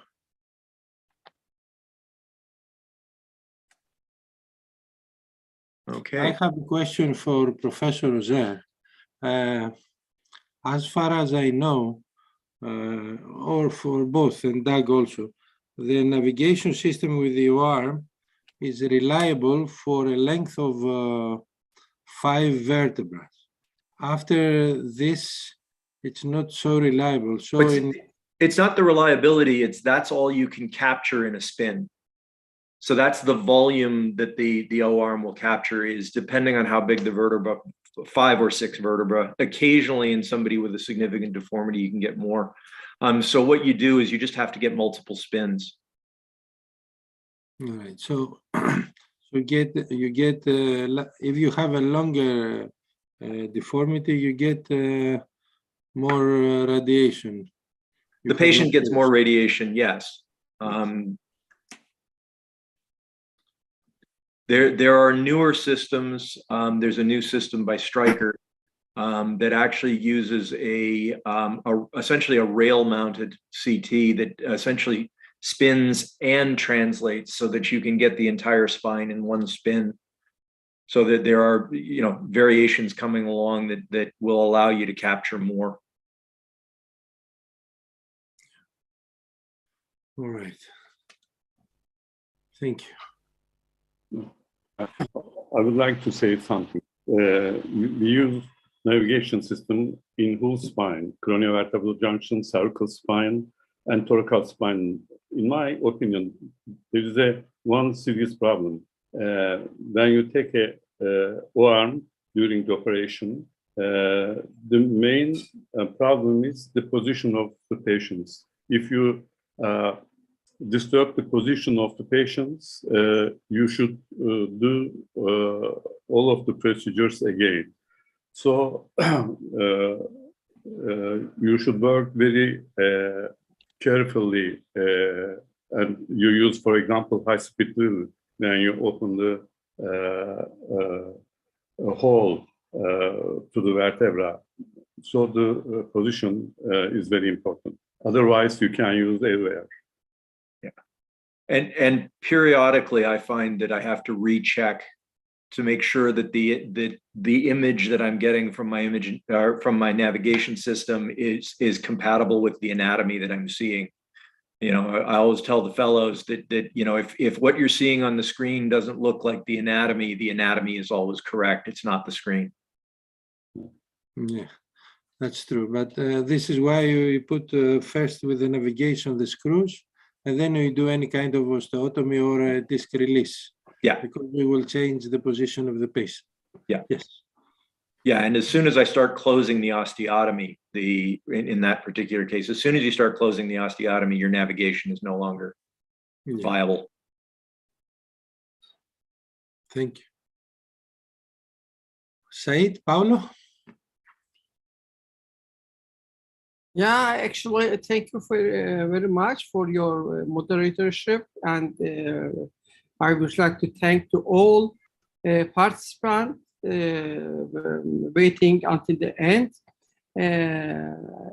Maybe Salman can say something about the meetings and. So I think you guys did a brilliant job. I think all the talks were brilliant. I really enjoyed. I learned loads today. There's new stuff that's coming out as well, and I think what we have done today is excellent. Some of the stuff coming out and the recent advances, all that was discussed. And I think, the best thing was with examples, you make it so clear and easy. So I think this was a great session. Thank you, everybody, to participate. Thank you. Okay, and we can end the session. Meeting. If we can just show, Imad, are you there? Yes, sir, I'm here. Can you just show World Spine 9's poster, or maybe a video?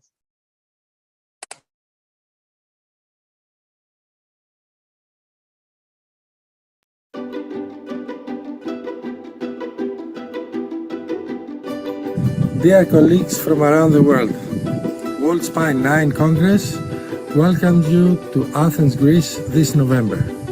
Keynote lectures from the top spine surgeons in the world, like Edward Penzel, Michael Wang, Richard Fessler, Richard Asaker, David Marks, and Atul Gyal. Come join us for the World Spine 9 meeting in Greece. You can receive your registration discount by becoming a member of World Spinal Column Society, along with many other benefits. In World Spine 9, we will have case discussions and interactive videos. We will also have didactic sessions. Come and join us. This will be an in-person meeting with experts from all over the world. Let's bring the world of spine closer. See you in November in Athens.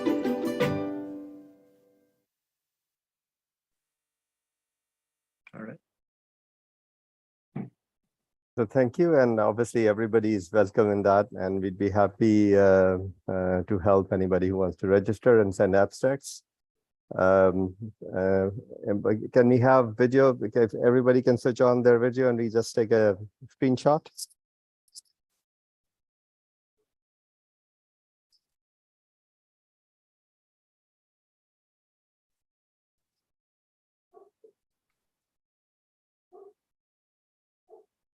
Can we switch on your cameras, guys? So if we can have a screenshot, please. All right.